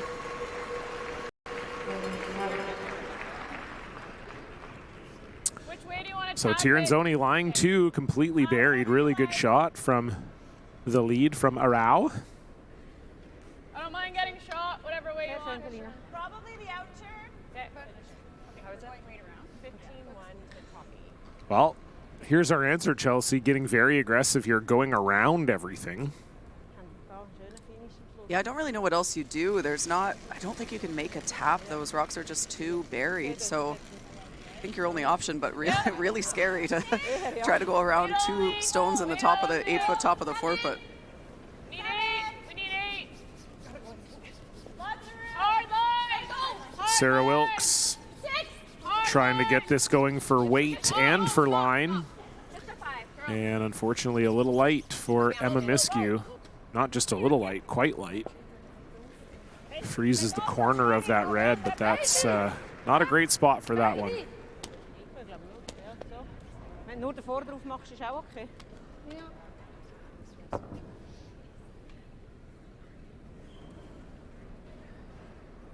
Good throw, eh? Yeah, came down a bit. I was a little like, it's still a little wide. Yeah. Oh! Oh, yeah. Yeah. Looked like that might have picked. Came over the face. Oh, and the Banana Boys have granted Carol Hovald a peel chance. What an honor. Wow. We have not seen the Banana Boys get activated for Team Tirinzoni, but we said earlier, Chelsea, everybody likes a winner. Yeah. Tirinzoni starting to take control. Maybe the Banana Boys are they're changing allegiances here. Yeah, partisan. Fair weather fans. Yeah, they could be. Bandwagon jumpers. I will say the Bananas do look like they're hurting a little bit this morning, I think. I think we might need to get the bananas in the freezer here. Turn them into banana bread. Yeah, it might be closer to banana bread for these guys, I think so, yeah. They've definitely been enjoying the festivities. Oh, yeah. I've been impressed. I mean, if you're going to come to a curling event costumed up and you want to come to events with curlers, you better be prepared to put in a few shifts, and I'll give it up to them. They've been ready to go. They've put in some shifts. They've put in some shifts. Yeah, we've had a few good nights out, and the Banana Boys have been a big part of it. They were part of Grand Slam of Karaoke last night with Isabella Vrano. In costume? In costume. They're singing Holla Back Girl, as you might imagine. Helping Isabella out with that. It was, a great night last night at the GSOK. Sold out once again. And that's the double peel that Carol Hovald was looking for. And now are we going to get a round of applause from the Banana Boys? Wow, I think they're a little confused this morning. I don't know if they know what their job is here. I don't think there's anything better that you could be after going to the Grand Slam of Karaoke than a banana. Right? Yeah. It's full of electrolytes, potassium. Good point. So that's very true. That's a good point. That down. Okay. Yeah. That's a great point. You got to earn that banana suit. This way. Oh, they earned it. Out turn? I think so. Okay. Control? I think you need down normal. Okay. So if you're going to touch it, it's... Yep, I like it normal. Like it's flat in the middle, but this is the curling side. Okay. I think it'll come up a hair with down normal. Yeah. Pretty straight here. So just trying to hit this on the nose, keep their shooter right on top of that red. Down normal, they said. Down normal. Yes, exactly. So normal takeout weight. Well, Chelsea, you're the analyst. You fill in, Matt, on takeout weights. Yeah. So normal takeout weight would be probably somewhere between a 9 and a 9.5 second hit between the hog lines. Down normal for Team Homan would be more like a 10-second hit. Better than dead So Rachel seems to like it, thinks that was the best result. Because there's not really a double here. I think that yellow is always going back onto that red stone. Nice shot by Tracy Fleury.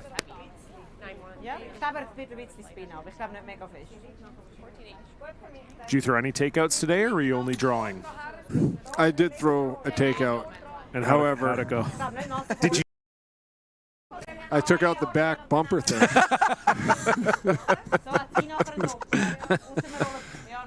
Yeah, if you ever see a mismatched set of bumpers during this draw, you'll know why. It's Matt Bonner's fault. Yep. First guy to ever explode the bumper. Let's just say it's a good thing that LED screen back there is still working.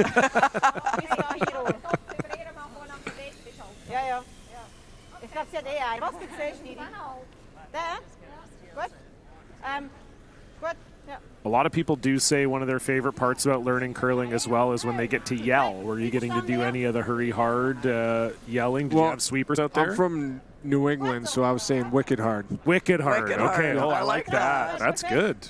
Yeah, we've never, I mean, Corey Dropkin is from Massachusetts, but we He never is. get a wicked hat out of him. No, and he doesn't sound like he's from No, Massachusetts. not really. He's been living in Minnesota too long. He's got the sort of hybrid Massachusetts-Minnesota accent, which, as you can imagine, Sounds more Midwest than he does. not pleasing. Not Yeah, pleasing to the ears.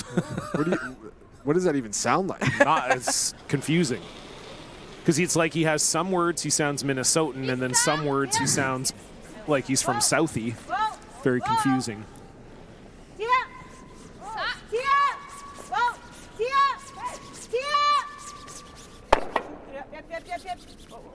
Well, that's pretty good.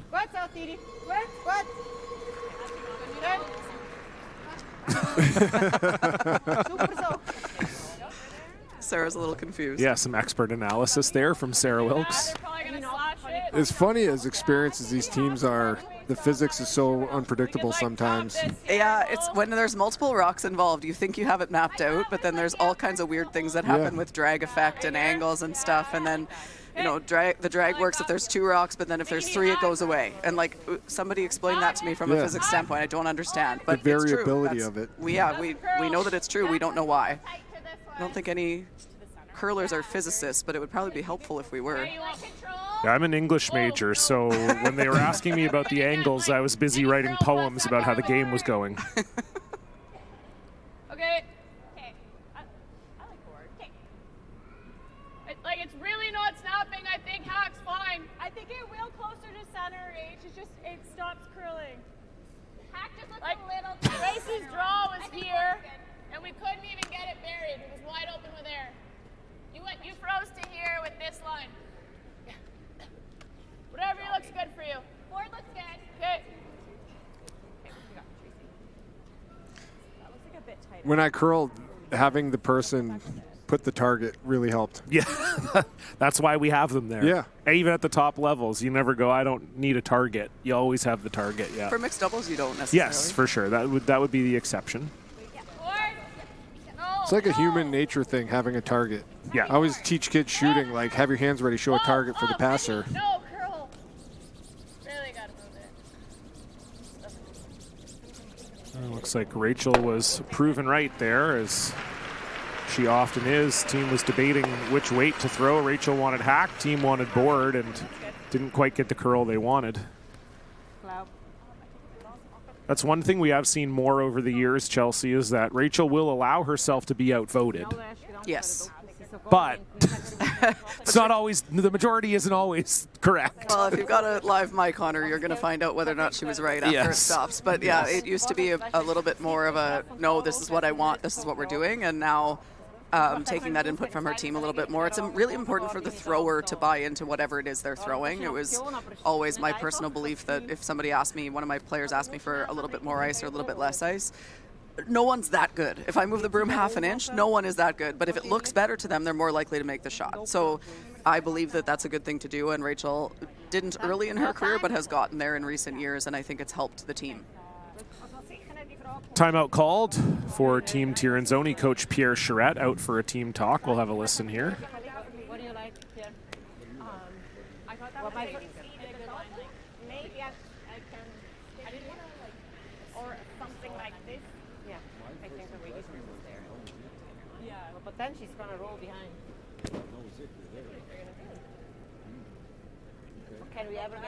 A lot of pressure for the coach. Hasn't made a decision the entire time, and then has to come out and give his input in the critical moment. Yeah, it's not like basketball where you get 40 timeouts every game.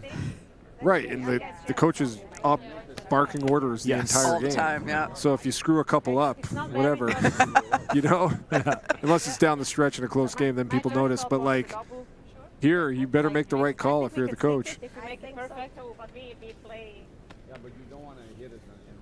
Pierre Charette, very experienced, and I don't think he's thinking too much about that, Matt, but you're not wrong. Well, you can't think about it. No.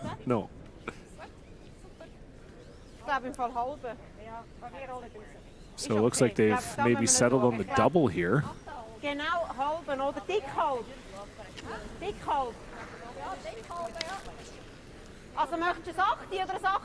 Hard to save your shooter with a double, I but agree. maybe possible if you throw it quiet. I'm curious how much weight she's going to throw at this.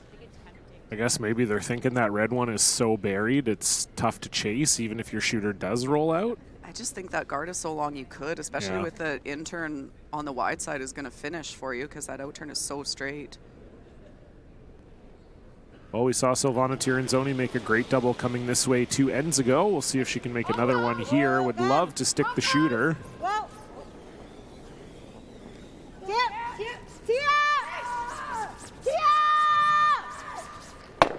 Ooh, just misses the yellow. Does stick the shooter. I think that's probably better than making the double and rolling out. So I agree. Pro side miss in that sense, but there's some work to do now to get your 2 points. My first thought was tuck a piece with the out, but it's so hard to do that. Yeah. I could come with that's probably the easiest way to do it. Yeah. My first thought was something like that. Okay. It's more precise. It is. Yeah. We haven't seen much to the U-turn side. We could probably make a guess, but. Okay. So you're trying to tap it to back 4 here, or? I think back 8. Yeah. Okay. 3/4 low. Is it going to be wide open though? Oh, well, you're trying to get low, right? Okay. They just really don't trust this turn, HLs. Yeah, it's just hard because they know it's not going to finish, but they haven't thrown the in-turn at all. So the front end saying we could guess, but it would be a guess. So I think it's smarter to go this way, but this is a tough shot. The only good news is it's flatter here than it is if they were to go further out. It's edge of 4, middle 8 almost, where we see it start to fall. So this one might finish a little bit, but yeah, they're just nervous about the lack of curl in this spot.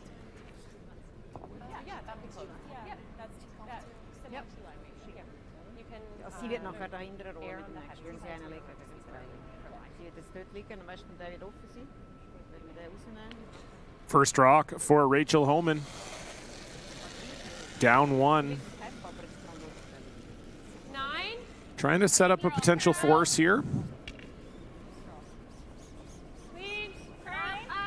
Yep, line's good. Yep. Where's the weed? Yep. Hard line. Really gotta go. This is curling. Do not want to rack this red. Oh boy, that's disaster.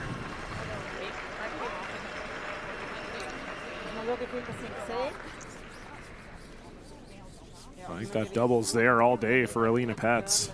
It definitely is. This might be your tray ball, Maddie. That would be disastrous at this point. It would be disastrous, yes. Yeah, 3 for Tirinzoni here would almost certainly mean victory. Ja, schau. Jetzt kommen 7, glaube ich. Spielt glaube keine Rolle.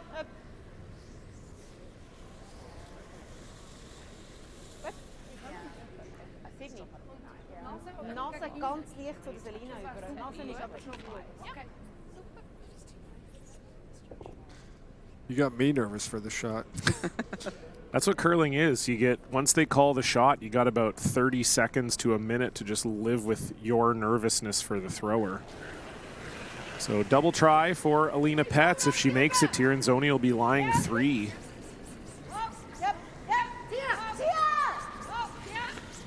Oh, and is she going to get the under roll too? That's lovely from Alina Petz. Great shot.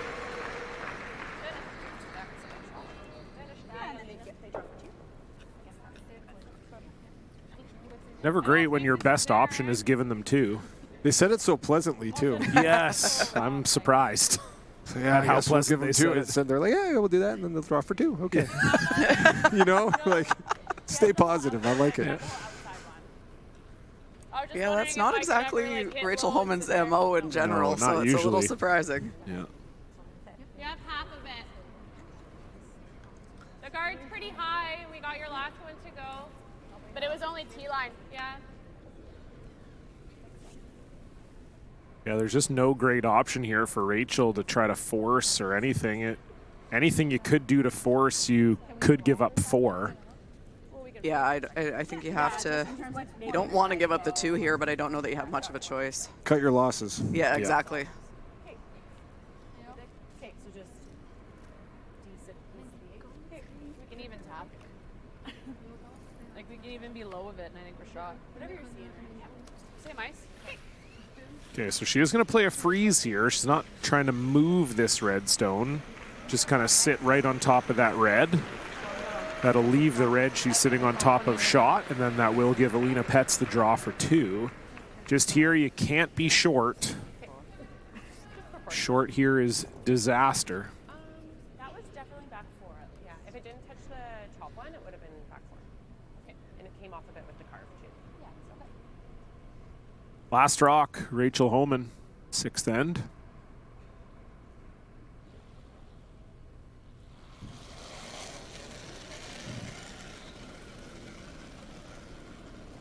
Queen, line's good. Close for line, yep.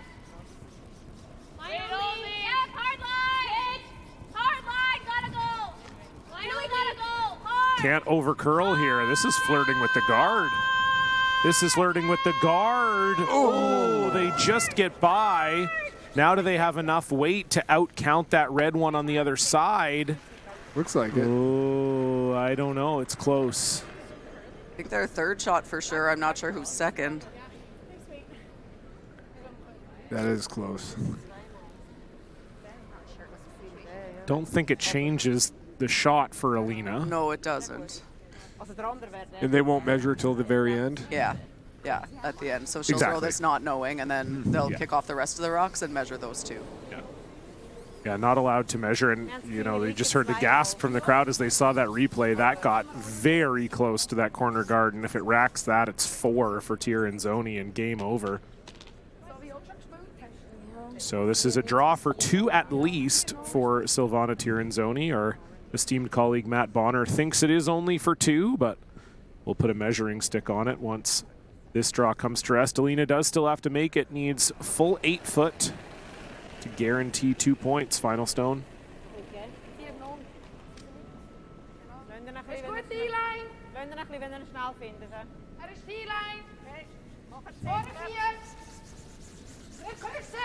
Vichanka and Hovald leaning on this. This is curling like a lot.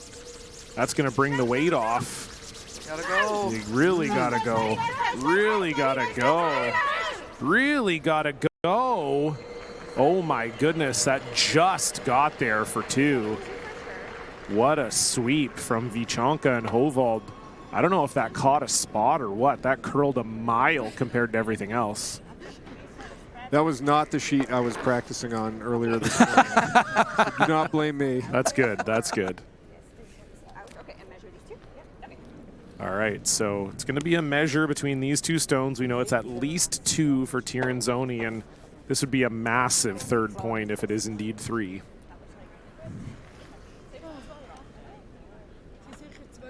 Like a photo finish. Yep.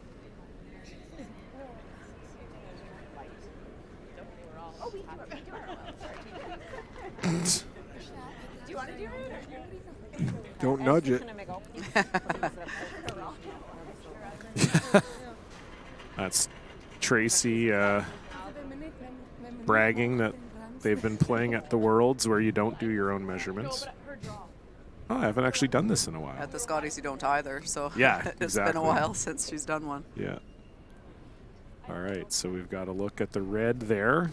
So that moved the stick slightly, Matt. So you want to look and see if the stick bends more, then that means it's yellow. Tracy's blocking it. Ooh, that's close, but I think it's yellow.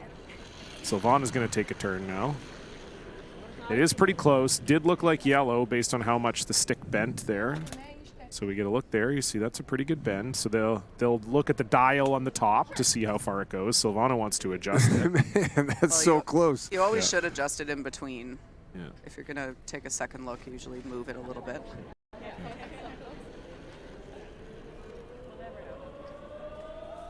Ooh, that is close. It is yellow.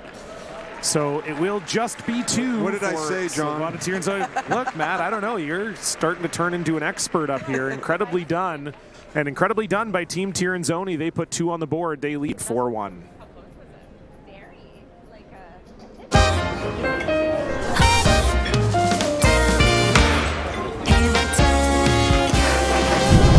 Let me say what's best for me, to feel at ease, to feel happy. Lovely weather with the breeze, the simplest things. Sad love. Rio Mare. Great taste needs little. Prime quality tuna and selected olive oil. Rio Mare, the real taste of Italy.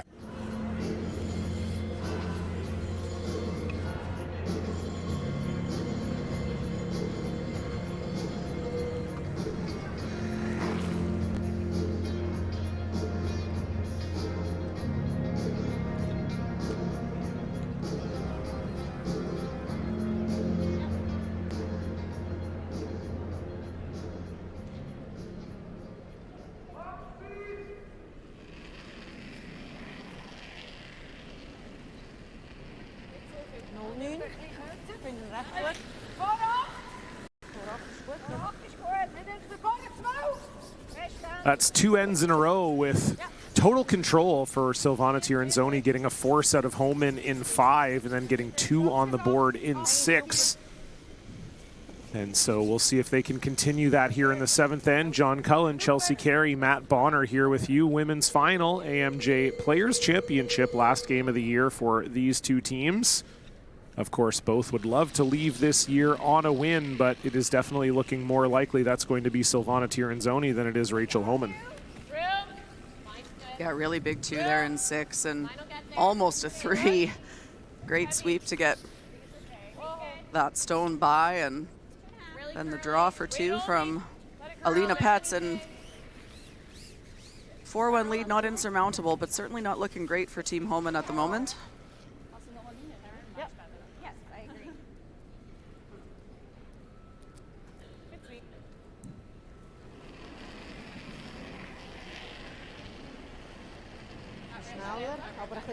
So how aggressive are you now if you're Team Homan? All out. Very. Pedal to the metal.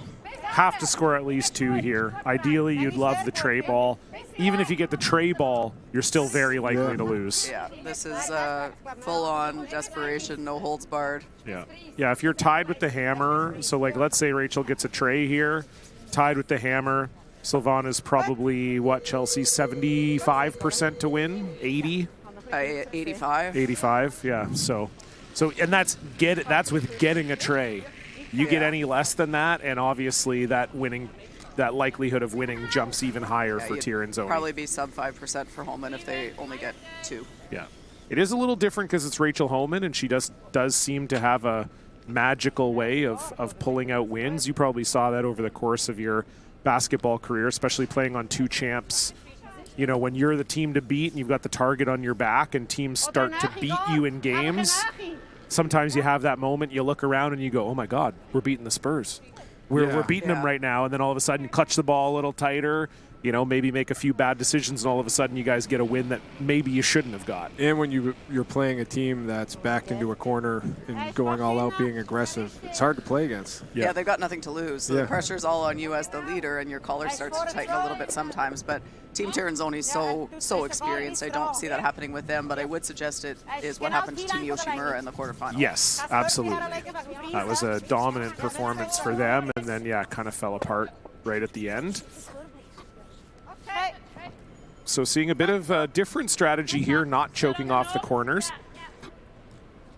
Yeah, that wouldn't have been the desired result. That back T line, like right on the backside of the T line rock, is not a friend of Team Tirinzoni. It's more a friend of Team Homan at this point. So just on the nose here for Emma Miskew, not throwing a ton of weight. On this right out of the hand, Emma has struggled with being a little tight today. But that's going to be pretty much exactly where they wanted. Very well done there. Nice shot from Emma Miskew. So we'll start to see peels here, Matt. This is a chance for Tirinzoni. They don't need to play very aggressive here. Like, they're actually okay giving up 2. Usually when you don't have the hammer, you're hoping to only give up 1, but the scoreboard dictates here giving up 2 is fine. So they're actually going to play fairly defensively, and they'll probably be happy to not concede the 2 to Homan, but play in a way that they just never give up that 3 or bigger score. Avoid the tray. Avoid the tray, exactly, yep. Game management. Also ich finde, jetzt gibt es keine Alternative im Moment. So Alina Pett's going to come down for a chat. Ich finde einfach, wenn du den rauskommst, dann kann die hinter Corner gar nicht besser wie unser Freis da. Der. In der Reihe da, oder? Nicht besser. Also wahrscheinlich ja der nicht so viel wert, oder? Im Moment sind wir ja noch Shot und Third, also sogar Second. Also ich glaube nicht, dass wir kein Doppel mehr schaffen. Wir sind auf 3 voraus. Oder? Ich glaube, wenn du die wegnimmst, dann geht sie hinterher. Vielleicht können wir ihn chasen. Oder wir müssen aber eher die Gart wegnehmen, weil wenn wir da sind, dann haben wir eher vom Winkel her, da ist besser. Ja, also dann nehmen wir die weg, ja?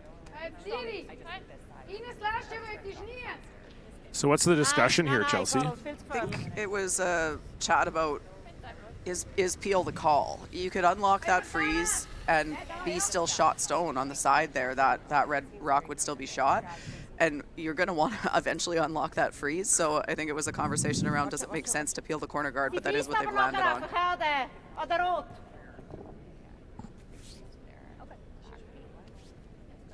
Are they maybe playing this one because they're thinking they could unlock also? Try to play this one a little thin? That'd be ideal. It's very thin. I'd agree. To unlock it. It's I'd like agree. You'd have to almost miss it to make that. But it just, they were originally going to peel the other corner, one, so it makes me feel like they're at least thinking about it anyway. Have to make sure you make the peel so you don't go too crazy for that. I think this side is a little bit more predictable for the curl too. With the in-turn there, that's a spot where we've seen it run really straight coming the other way in the even ends, but a little more curl than we're expecting going this way, so it might just be that. So Carol Hovald did get the peel chant there from the Banana Boys. The Bananas have officially converted. Yeah. Shockingly, this Tirinzoni team, we talk a lot about how good they are and how good they've been. Haven't won a ton of slams. Silvana's won 4, Alina's won 3, Carol's won 2, and Selena has only won 1. Last year's 24 players. Of course, she's just fresh out of juniors joining this team. But yeah, they're not, you know, I think usually when we think of the top teams, we start to think of 6, 7, 8, 9 slams. So for Silvana to only have 4, this would mean a lot for them to add another one to their trophy case. Yeah, their first win was, I think, one of their wins over Rachel Homan, which we talked about not being very plentiful, but that was the Fog Bowl in Paradise, Newfoundland, when you almost couldn't see the rocks at the far end because it was so foggy in the club. And it was a stolen win over Rachel Homan, if I recall correctly. Yeah, that was the 15 Tour Challenge. That was, Alina wasn't even on the team yet. No. I don't even know who third would have been. I'm sure it was Esther and Melanie, but I don't know who the third would have been. Segrist, I think, maybe. Oh, yeah. Yep, nice. That sounds right. See, John, you got to prep for these types of broadcasts. You got to do some homework. I did some, but I guess it wasn't enough. Yeah. Into the booth, curling expert now. Just how dare you not remember the third from the 10 years Bowl. from 10 years ago, the Fog Bowl? Yeah. Yeah, what a huge mistake. It's definitely given me something to think about, Matt. I know social media will be jumping down your throat for that one. They will for sure. So that was a really nice shot from Emma Miskew, making that face freeze. Silvana Tirinzoni going to try and just bump it right on the nose, and does. So kind of a fun little setup here. We've got yellow on red and red on yellow. Hey. Stay half low. Okay. Like back 8? Yeah. Almost back line to make it, I think. Yeah. Okay. Like to hit it with the action, you mean? Sorry? Like just to make sure it moves it. Yeah, we really got to stay hooked because that'll be she's coming right into it. Yeah. Okay. Yeah, to get this back far enough because there's separation too. It's not glued. Probably want to hit a third. Yeah. With back line. Okay. Okay. It does. This is the fast line. Back 12 is fine. So trying to unlock this and roll towards the middle. I would love to leave your yellow in play, but you want to move it back as far as you can while keeping it in the house. So looking for back 12 back line from Trace here. Hit this a third of a rock on the high side, on the center line side, and stay hooked, meaning don't roll off. Your shooter needs to stay on that red. Heavy. Heavy. Like that. Whoa. Quite heavy. Thinner than hard. Hard. Yeah, you don't want to lose that yellow, like you said, Chelsea, with hack. Could have been dangerous, but I think that's pretty good. Too much weight. Yeah, the double jams on one side, but I think it might go under the red on the other side. I don't know that Silvana needs to take it on, though. Yeah, so Lana's still lying one here. I think that actually was a kind of a sneaky good result there from Tracy. That was an audible and a little bit heavy, but it worked out quite well. Aber kommst du Clearing-Länge, oder? Wieso so schnell? Okay. Ja. Okay. Also schon einfach nur nassen, oder? Ja. Findest du gut, Sis, oder möchtest du weniger?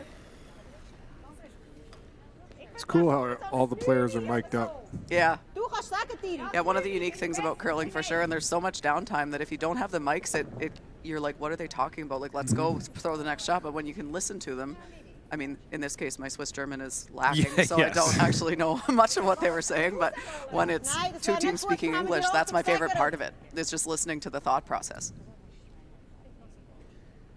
Yeah, it's a sport you can just learn a lot from if you're a young curler or even, you know, someone coming up in the game or someone at the top level of the game. I used to love listening to, my dad's a Canadian champion. I eventually got there as well, but when Kevin Martin used to play and he would be mic'd up, we would both sit there and we'd think that they were in good shape and we're pretty knowledgeable about curling, and he'd go, we're in trouble. And we'd go, how are you in trouble? And then 2 rocks later, he was exactly right. And it was just fascinating to listen to, and you can still learn. That's another thing I love about the game is you never stop learning. You could be the best team and the #1 teams in the world are still learning about stuff. Like I almost want to touch this and weld if we can, but I don't know if we can. Yeah, sure. All right, so the first time out of the game called for Team Homan. Do not have a coach on the bench here. That's probably what we need right now. I've had a revolving door of coaches all season. They have. But no one here with them this week. I pitched myself, and that was not received well by Rachel Homan. You guys are both undefeated. Now so that I'm 1-0, I think maybe I could have a shot, but... they're going to use their phone a friend and call up to the booth here, and it's not going to be to me. Yeah, earlier in the week, or earlier in the year, I joked that I would do a game, and yeah, that was... No one thought that was a good idea. If you were the coach, what would you tell them right now? They wouldn't listen to me anyway. That's what I said to Rachel. I'm like, does anybody need water? I can come out and stand there while you just decide what you want to do anyway. That's usually most of what happens. If we ever, anyway, let's listen. If you ever like touch it and get through, that looks really hard. Yeah, well then if a third and weld to there looks easier, I like either one. We have 30 seconds. I think a third. If you can weld this to the nose and like whisker it and go under, it's like back same 4. weight. I think back 4. We had hack, didn't we? Yeah, Touch anything. We hit like 4 rocks, and we only. Sorry. With the upturn. Yeah. I think so. Okay. Okay. I like to be. I think kind of the It has to be pretty thin to get through there, right? Okay. Well, if it does come up. Yeah, that's pretty good. Back 4. I think you need back 4, yeah, for the roll. We haven't seen this layout, but this is as fast as the game. Like, we don't want to touch this 4 at all. We just want to kiss it over. I think it's back 4. So what? I think it's 14.5 days. Okay. Yeah. Low 14. Yeah, a little less. Like 50 less. Genau, ja. If it hangs a little straighter, we can get it going. So you heard them say they're just trying to come in, whisker their yellow to put it onto the nose of the red, and then roll into the back where their other yellow is. Very precise shot here for Tracy Fleury. really hard to hit it that thin. I think the more likely scenario is what they talked about as plan B, which is to hit a third to almost a half of it and roll to a corner freeze on the red and still tap the yellow onto a freeze on that centerline rock as well. It's close. This is really close.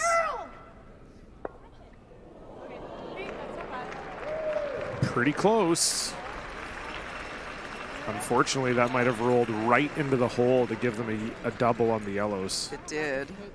That's so close to, I mean, you had to feather that so thin to not run into that red, and she did that, but feathered it a little bit too thin. I would have argued before the shot that it was hard to hit that too thin, but Trace just proved me wrong. Also vor allem, wenn es wäre ein Desaster, wenn ich am Inner ankäme oder am Ausser. Also ich glaube, wir wollen auf den Ausser gehen, oder? Nein, der Ausser, oder?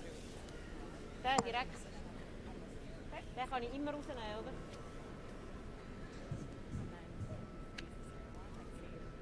Ooh, is there a triple? Yep, I do think there is.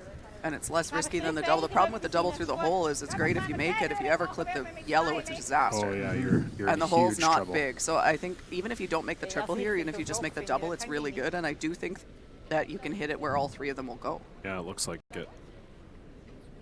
So this could be an end-ender. 3/4 on the high side here for Alina with a lot of weight, and all the yellows are going to move, and they might all move out of the house if it's hit correctly. Big shot here. Leading by 3, Alina Petz. Carol Hovald on this right out of the hand, and that was not ideal. No, that wasn't really actually very close to making it. You don't see Alina miss by that much very often. Well, a tray is on the board here, Matt. Here we go. A potential tray is in the offing here. Game of inches. Yeah, they were going for the nail in the coffin, and now here we are. Yep, the you got window it. is open. For sure. There's a famous old curling commercial that the narrative went something to the effect of, they say football is a game of inches, and then there was a curling rock flashing by a millimeter, and the tagline was, I wish we had inches. Oh, that's good. Yeah, it looks like Homan is lying 2 here, but she does seem to want to get rid of these reds. Was it going into my yellow? Well, the problem is that it sounds ridiculous to say, but the run double isn't that hard for Alina Petz. So I don't think they actually really care about killing the reds. They just don't want to leave her that run double, and it takes everything away. You can go take a look from the hack. I think it is. It's there. It's really good. Okay. We don't have a ton Are we of not time. just setting up the triple though? We're just trying to just look at it. We don't have a whole lot of time. I think this might be all. Clock coming into play. Yeah, definitely. Yeah, just flirting with 3 minutes left. They do have 1 timeout, but yeah, usually the rule of thumb, Matt, is you'd love to have as much time as possible to play the last end, but you'd prefer to be somewhere around 5 minutes when you're coming into the last end just to feel comfortable. What happens when the clock goes off? You don't get to play anymore. You lose? Well, you don't necessarily lose. You just lose the ability to throw any more rocks. So the other team just gets to keep throwing. They just get to keep throwing in a row and a row and a row. You mostly lose. Yeah, usually you lose. Unless you run out of time with only 1 rock to come, but it's only ever happened to me once. I played Greg McCauley in the West Coast Classic, and they ran out of time. And at least it didn't happen to you. It happened to me. It happened to them. It happened to me at a Grand Slam, and we didn't know we'd run out of time, so I made the shot, and then they walked out and pulled it off. Oh, my gosh. So and we had a timeout left. That's the worst part. Oh, that's much worse, yes. Triple try here for Rachel Homan. Only makes the double, but that's pretty good. Yeah. Triple is there, though, still for Alina. Definitely. Yeah, they were trying to hook those 2 rocks so that this triple wasn't there, but it is definitely there. Yeah, they ran out before skip stones, so we got to throw 3 in a row. We scored 4 and 1.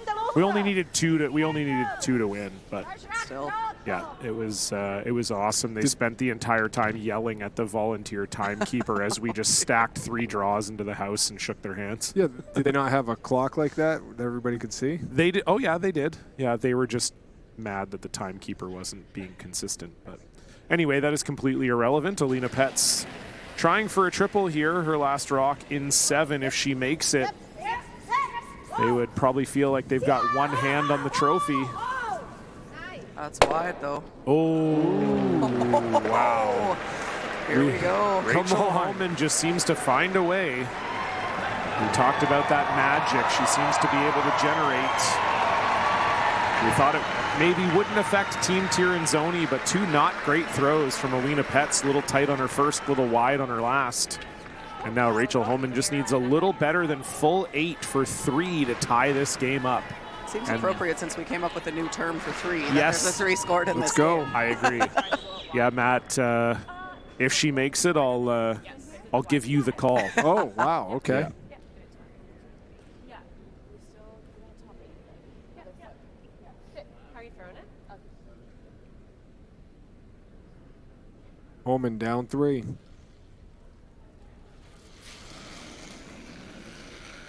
Down 3, looking for 3, needs full 8 foot. Rachel says it's light.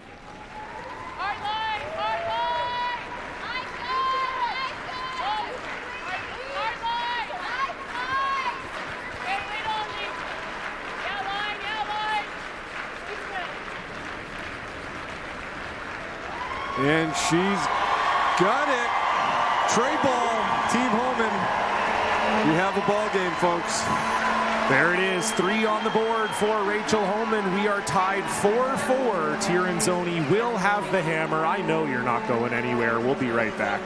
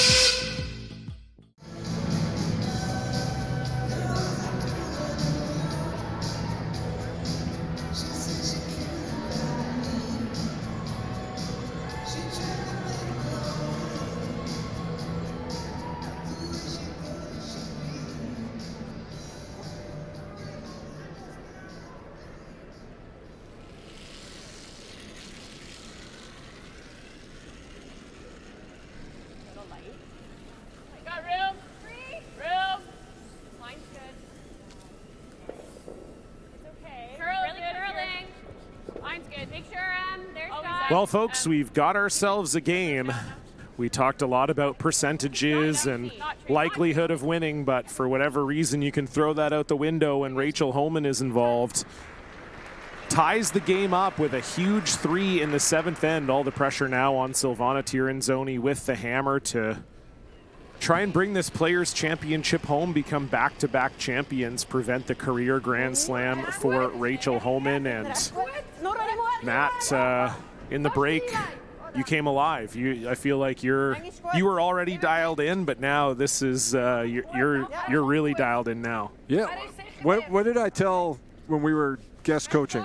In basketball, it's a 48-minute game. That's right. You got to be locked in, focused, playing smart for 48 minutes. It's not over till the buzzer goes off. Same thing in curling. That's what we just witnessed. It's true. We don't have a buzzer in curling. Maybe we should. Well, we might have to think about it. Look at these timer clocks. This is going to be a fast end. That's true, yes. Rachel Homan is going to have to play this quite speedy. They're down around 2 minutes. Do have that one timeout that's helping them out. We're not on center. They have to get center here. Really gotta go. Tracy Fleury trying to bring this over. Must be touching center here. And I think they got it there right on the steam whistle logo. Yes, they did. So, Matt, there's a rule that if the guards are not touching the center line, you're allowed to tick them off the center line. So you can't remove guards from play in the first 5 rocks at the end, but if it's not on the center line, you're allowed to tick it and move it over, which would be huge for Tirinzoni. But good sweep there from Tracy Fleury to bring it in.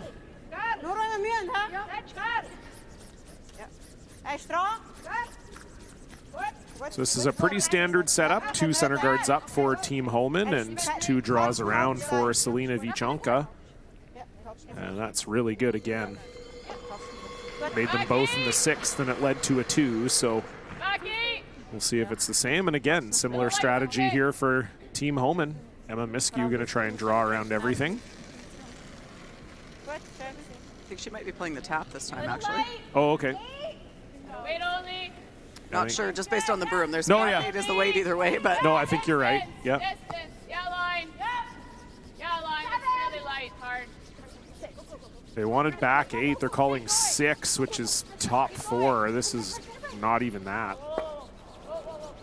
Really underthrown by Emma Miskew. It's not a horrible result, but not ideal. no, and the problem more than anything, where the shooter roll to is okay, but it now leaves an angle on these guards, so the double peel just got a lot more makeable. But it does go, the double peel does go straight into those 2 reds, so a little bit risky in that sense.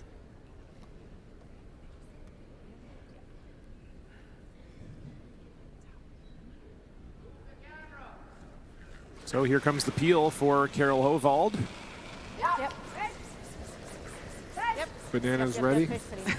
We'll see. They have been giving it up to Carol, but it is a close game now. Oh, there they go. There they go. I thought now that Homan's made a comeback, maybe they'd go. That's what I thought too. Yeah. I did think that too, but no, they gave Carol some love there. So we're going to see hack weight through the hole again, just a hit right on the nose, leave that yellow right in front of the red.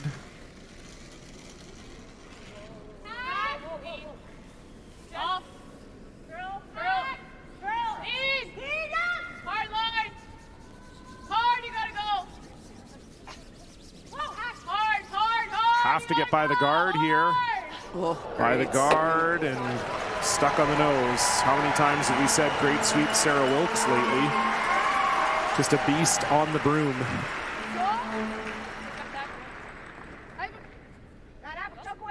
And now we'll see the peel again for Carol Hovald.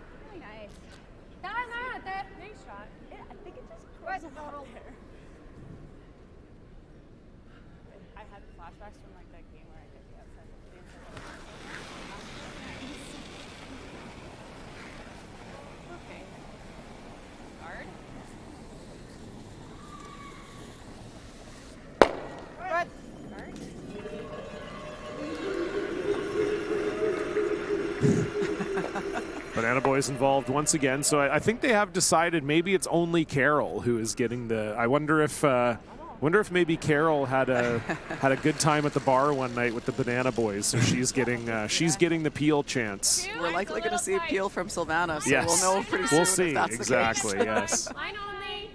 Just clean. 3. So we're gonna over curl. Another guard here for Tracy Fleury. You heard Rachel say it's going to over curl. Probably doesn't matter too much for Tirinzoni. Okay, that's good, Tracy. They're going to peel anyway, I think. Could see Silvana take the double on now, though, with that angle. Yeah, you may as well. Not a lot of risk, and a much better outcome if you could get both of those off of there.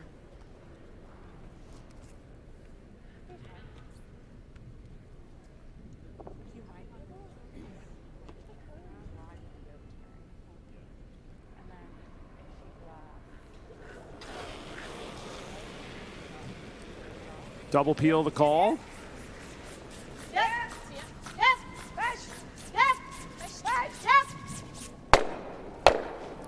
Only gets 1.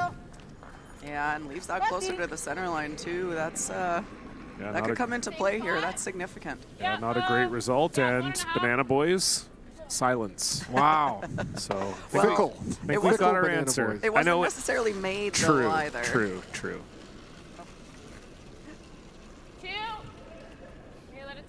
It's possible that they just love Carol, though. That is possible, yes. Curl. 1.5. Curl. Gotta get to center.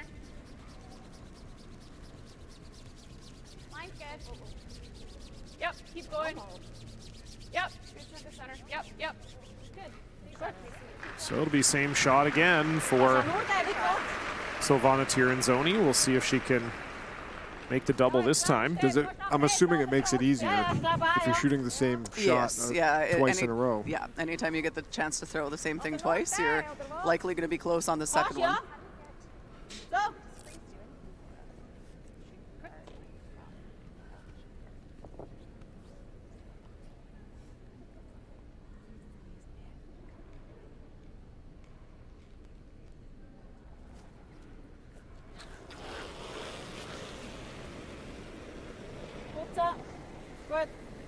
Good. Good. Good. Good, Jen. So just a single peel this time, Silvana Tirinzoni. Oh, and Silvana does get the peel chant. See when it's made. So it's not just Carol. Give us 15 seconds. They just have it out for certain people, I guess. Yeah, this one's not going to go, though. And if we're in the right spot, it might catch it, but I like this call. It's hard to get shot. Really hard. If we're not shot. But then they're just always going to have this. Clock's ticking. But we know I can hit it. If you guys, what are they going to do? We have a minute left. Okay, time out. I don't think we can move this yet. So 1:04 on the clock for Rachel Homan is all that will be left after this throw. Around there and makes it. Or if she guards, we draw. We can go here now. Yeah. And she probably smashes that. Okay. If she does that, then the forfeit. Yeah. We go here. What do you think? I want to hear what they can draw. Okay. I like that. And we saw out wide of mine. You don't like this, eh? What does she do if we do? If we freeze? I don't think the freeze does much for us. If we're playing this, I think we need to tap it a bit so on your next one you can get some of the forefoot. Like, if this doesn't get us, my first thought was the draw. I thought about it on Tracy's last one. Okay. Where did yours end up? You crashed there, right? When you tried to come around everything? Yeah. And she was top four? Yeah. Yeah. I gave you here. And I think we can trust it's always going to come back. We can carve it in. Do you guys like here? I do. Yeah. Just outside the 12? Yeah. And do you like the same weight that I just threw? That was like wider and back. Team Homan making our jobs really easy. Yes. Pretty much walked us through the whole scenario there. I like this call. I think this is the right call. Gonna go around this wide. The only thing you have to be a bit careful of here is those two frozen rocks are set up to potentially drag. If this goes a little deep and gets too buried, then you might see a kind of a drag play by Silvana. But I think this is the best opportunity for Team Homan to put some pressure on Alina Petz. First rock for Rachel Homan. Tie game without hammer. 8th end. Trying to steal her way to the trophy.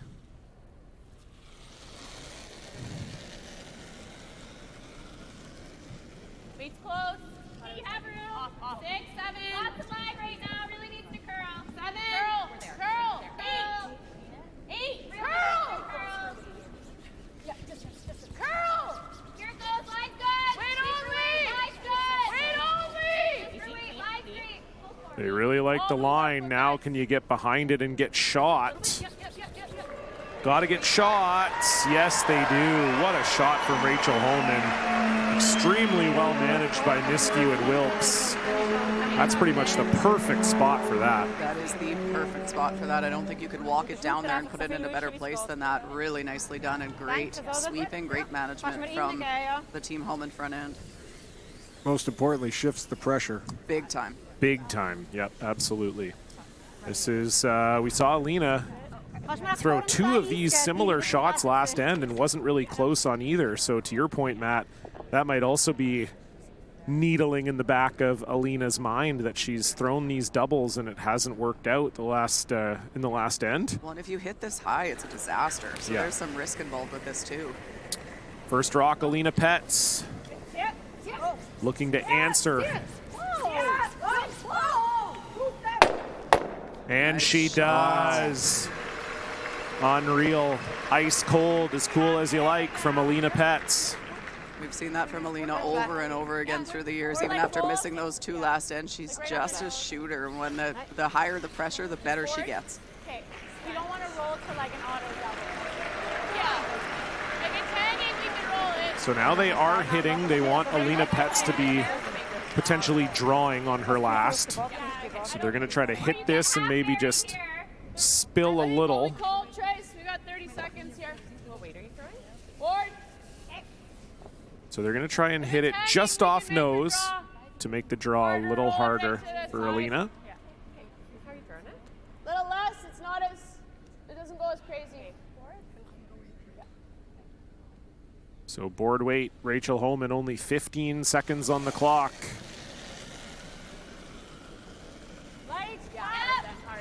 Really gotta go. Sarah Wilkes on this right out of the hand. Need to hit this on the nose. Sarah Wilkes trying to hold it. You've got to get by that center guard. They do. Unfortunately, rolls to a spot where they leave Alina the double if she wants it.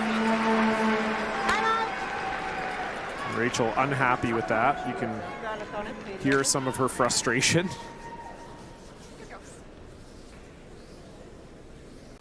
Yeah, I think this double's too easy to ignore, Chelsea. I know you love to make a draw for the win, but this is lined up. Yeah, it's I'm not drawing if the rocks are like this. She was prepared to throw the draw, I'm sure, because if that rolls a little further or a little less, you're going to have to throw the draw. But as it stands, you could hit this. You could get a little low and make it. You could hit it probably 3/4 high and make it. There's a lot of places you could hit this. Final stone, Alina Petz, AMJ Players Championship on the line. Needs a double for one. Vichonka trying to make this curl. Will that yellow move far enough? Yes, it will. It's the fall of the Homan Empire here at the AMJ Players Championship. The career Grand Slam remains elusive for Rachel Homan, has yet to put her name on the Players Trophy, and for Alina Petz and Team Tirinzoni, it is back-to-back Players Championships. Kisses for everyone. What a game from Team Tirinzoni. Rachel Homan made it close at the end, but Alina Petz with an ice-cold double on her first, a little more of a routine double on her last. The 5th Grand Slam title overall for Silvana Tirinzoni. As I said, 2nd AMJ Players Championship in a row. What a game from them. For Chelsea Carey, Matt Bonner, everyone here at Home Team Network, thanks for tuning in. We've got the men's final, 4:30 p.m. local, so join us for that. Thank you so much, curling fans. We'll see you soon. Goodbye.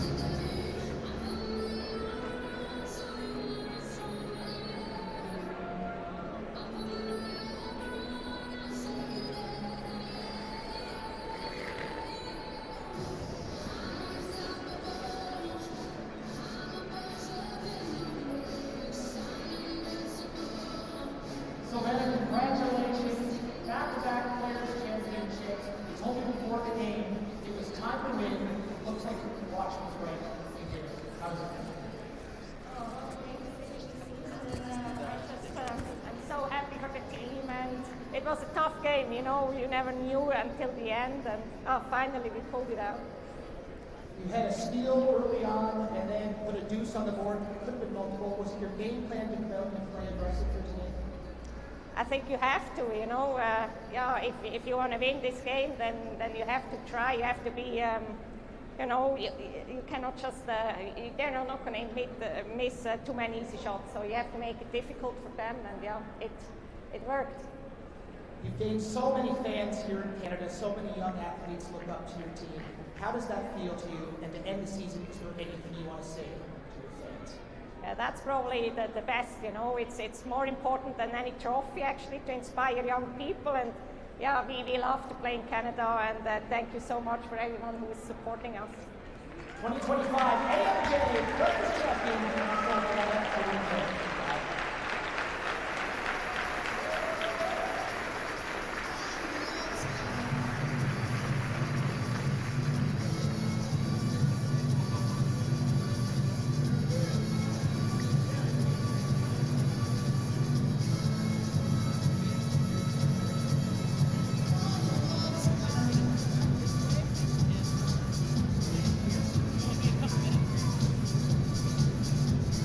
Okay, Bruins fans, in just a moment we are going to do our official trophy presentation to our champions, Team Tirinzoni.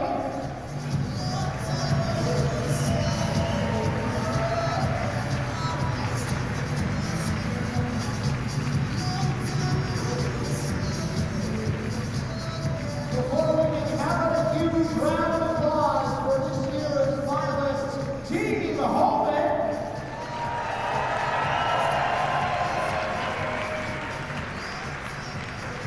Reminder, our men's final is coming up at 4:30, another rematch of the World Championship.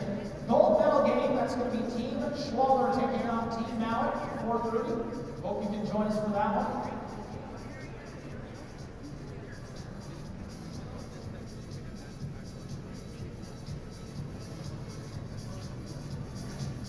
be honest here, did anyone go to karaoke last night?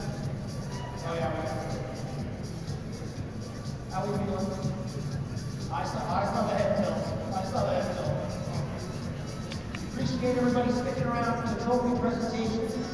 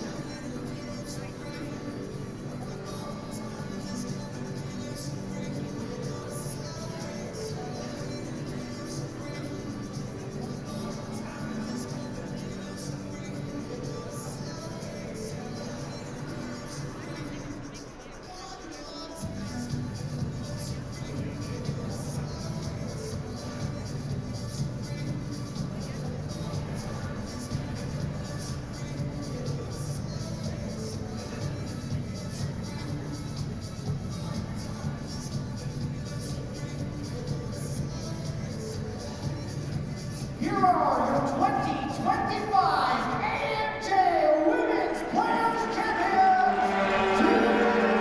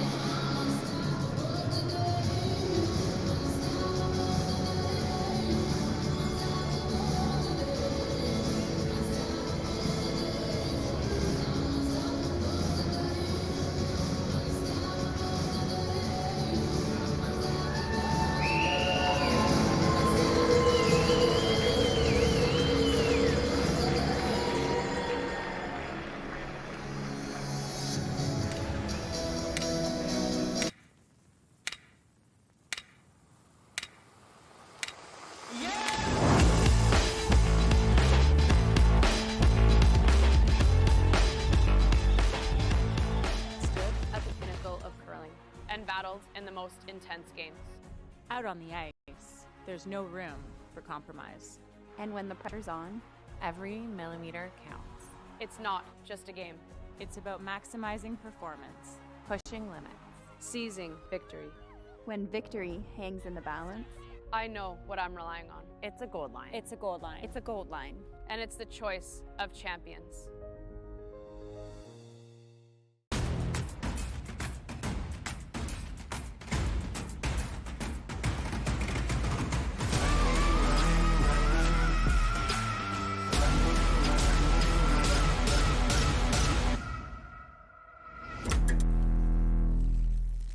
When it comes to the game we love, having the right gear makes all the difference. Gold Line's new curling shoes and brooms are a game changer. The shoes, unbelievably comfortable. And the brooms, lightweight and effective, giving you control on every sweep. When I step onto the ice, I'm not just prepared, I look sharp. Have you seen these shoes? They are a game changer. And the brooms, light as a feather. It's a gold line. It's a Gold Line. It's a gold line. And is the choice of champions. Final stone.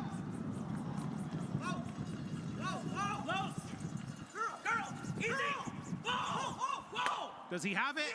Yes, he does! What a shot! John Schuster! Oh my goodness! A third of a rock for... That would make sense why I did curl.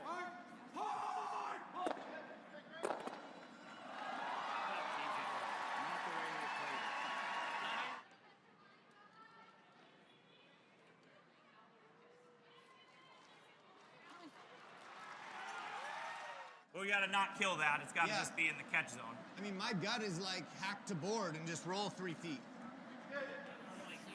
2 feet. Yeah? Yeah, I think it's probably just hack. You're always touching the 6. I don't know that this leaves the 4-foot with hack. Really good spots for Miller. I think John's in a situation where he needs to send one of the records back. Oh, baby. Yeah, and it's dead nose and just, it's gonna go spinning. This actually might catch two and just leak back. I think it does. Okay, so it might, close to dead. Hammer something. Extra focus of the players, because sometimes you just couldn't hear yourself thinking, and we needed to like use signs and show what we meant instead of just shouting out a number or like play this hit and roll kind of thing. We had to show everything, so that added another level, I guess, to our game. After that, we've been a little better when the crowd is loud or when you can't hear as Trevor well. Johnson on this one here. Can't hear yet for line ever. No, they like line. Now does it have the speed? They like the line. Does it have the speed? They're going hard for line. You have to get by this top yellow. Trevor Johnson leaning on it. He's by it. Now does it stop in time? Has to stop in time. What a shot from Ryland Kleider. We thought it was maybe the hardest option up from the booth, but that's why we're not down there. I've stood at the pinnacle of curling and battled in the most intense games. Out on the ice, there's no room for compromise. and when the pressure's on, every millimeter counts. It's not just a game. It's about maximizing performance, pushing limits, seizing victory. When victory hangs in the balance, I know what I'm relying on. It's a gold line. It's a gold line. It's a gold line. And it's the choice of champions.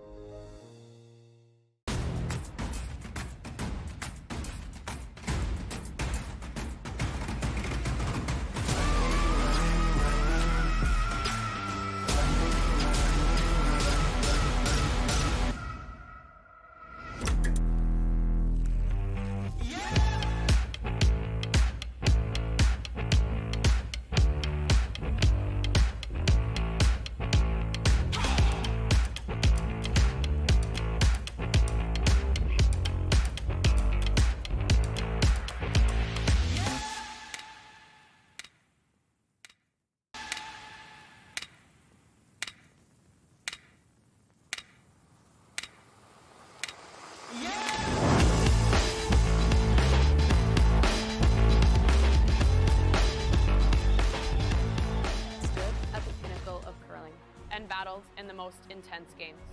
Out on the ice, there's no room for compromise. And when the pressure's on, every millimeter counts. It's not just a game. It's about maximizing performance, pushing limits, seizing victory. When victory hangs in the balance, I know what I'm relying on. It's a gold line. It's a gold line. It's a gold line. And it's the choice of champions.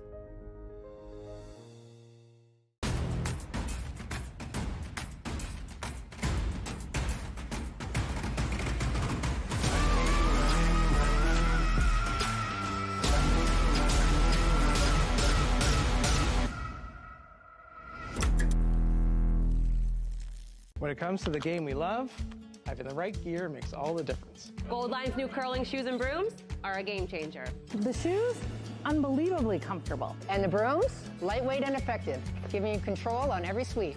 When I step onto the ice, I'm not just prepared, I look sharp. Have you seen these shoes? They are a game changer. And the brooms? Light as a feather. It's a gold line. It's a gold line. It's a gold line. And is the choice of champions.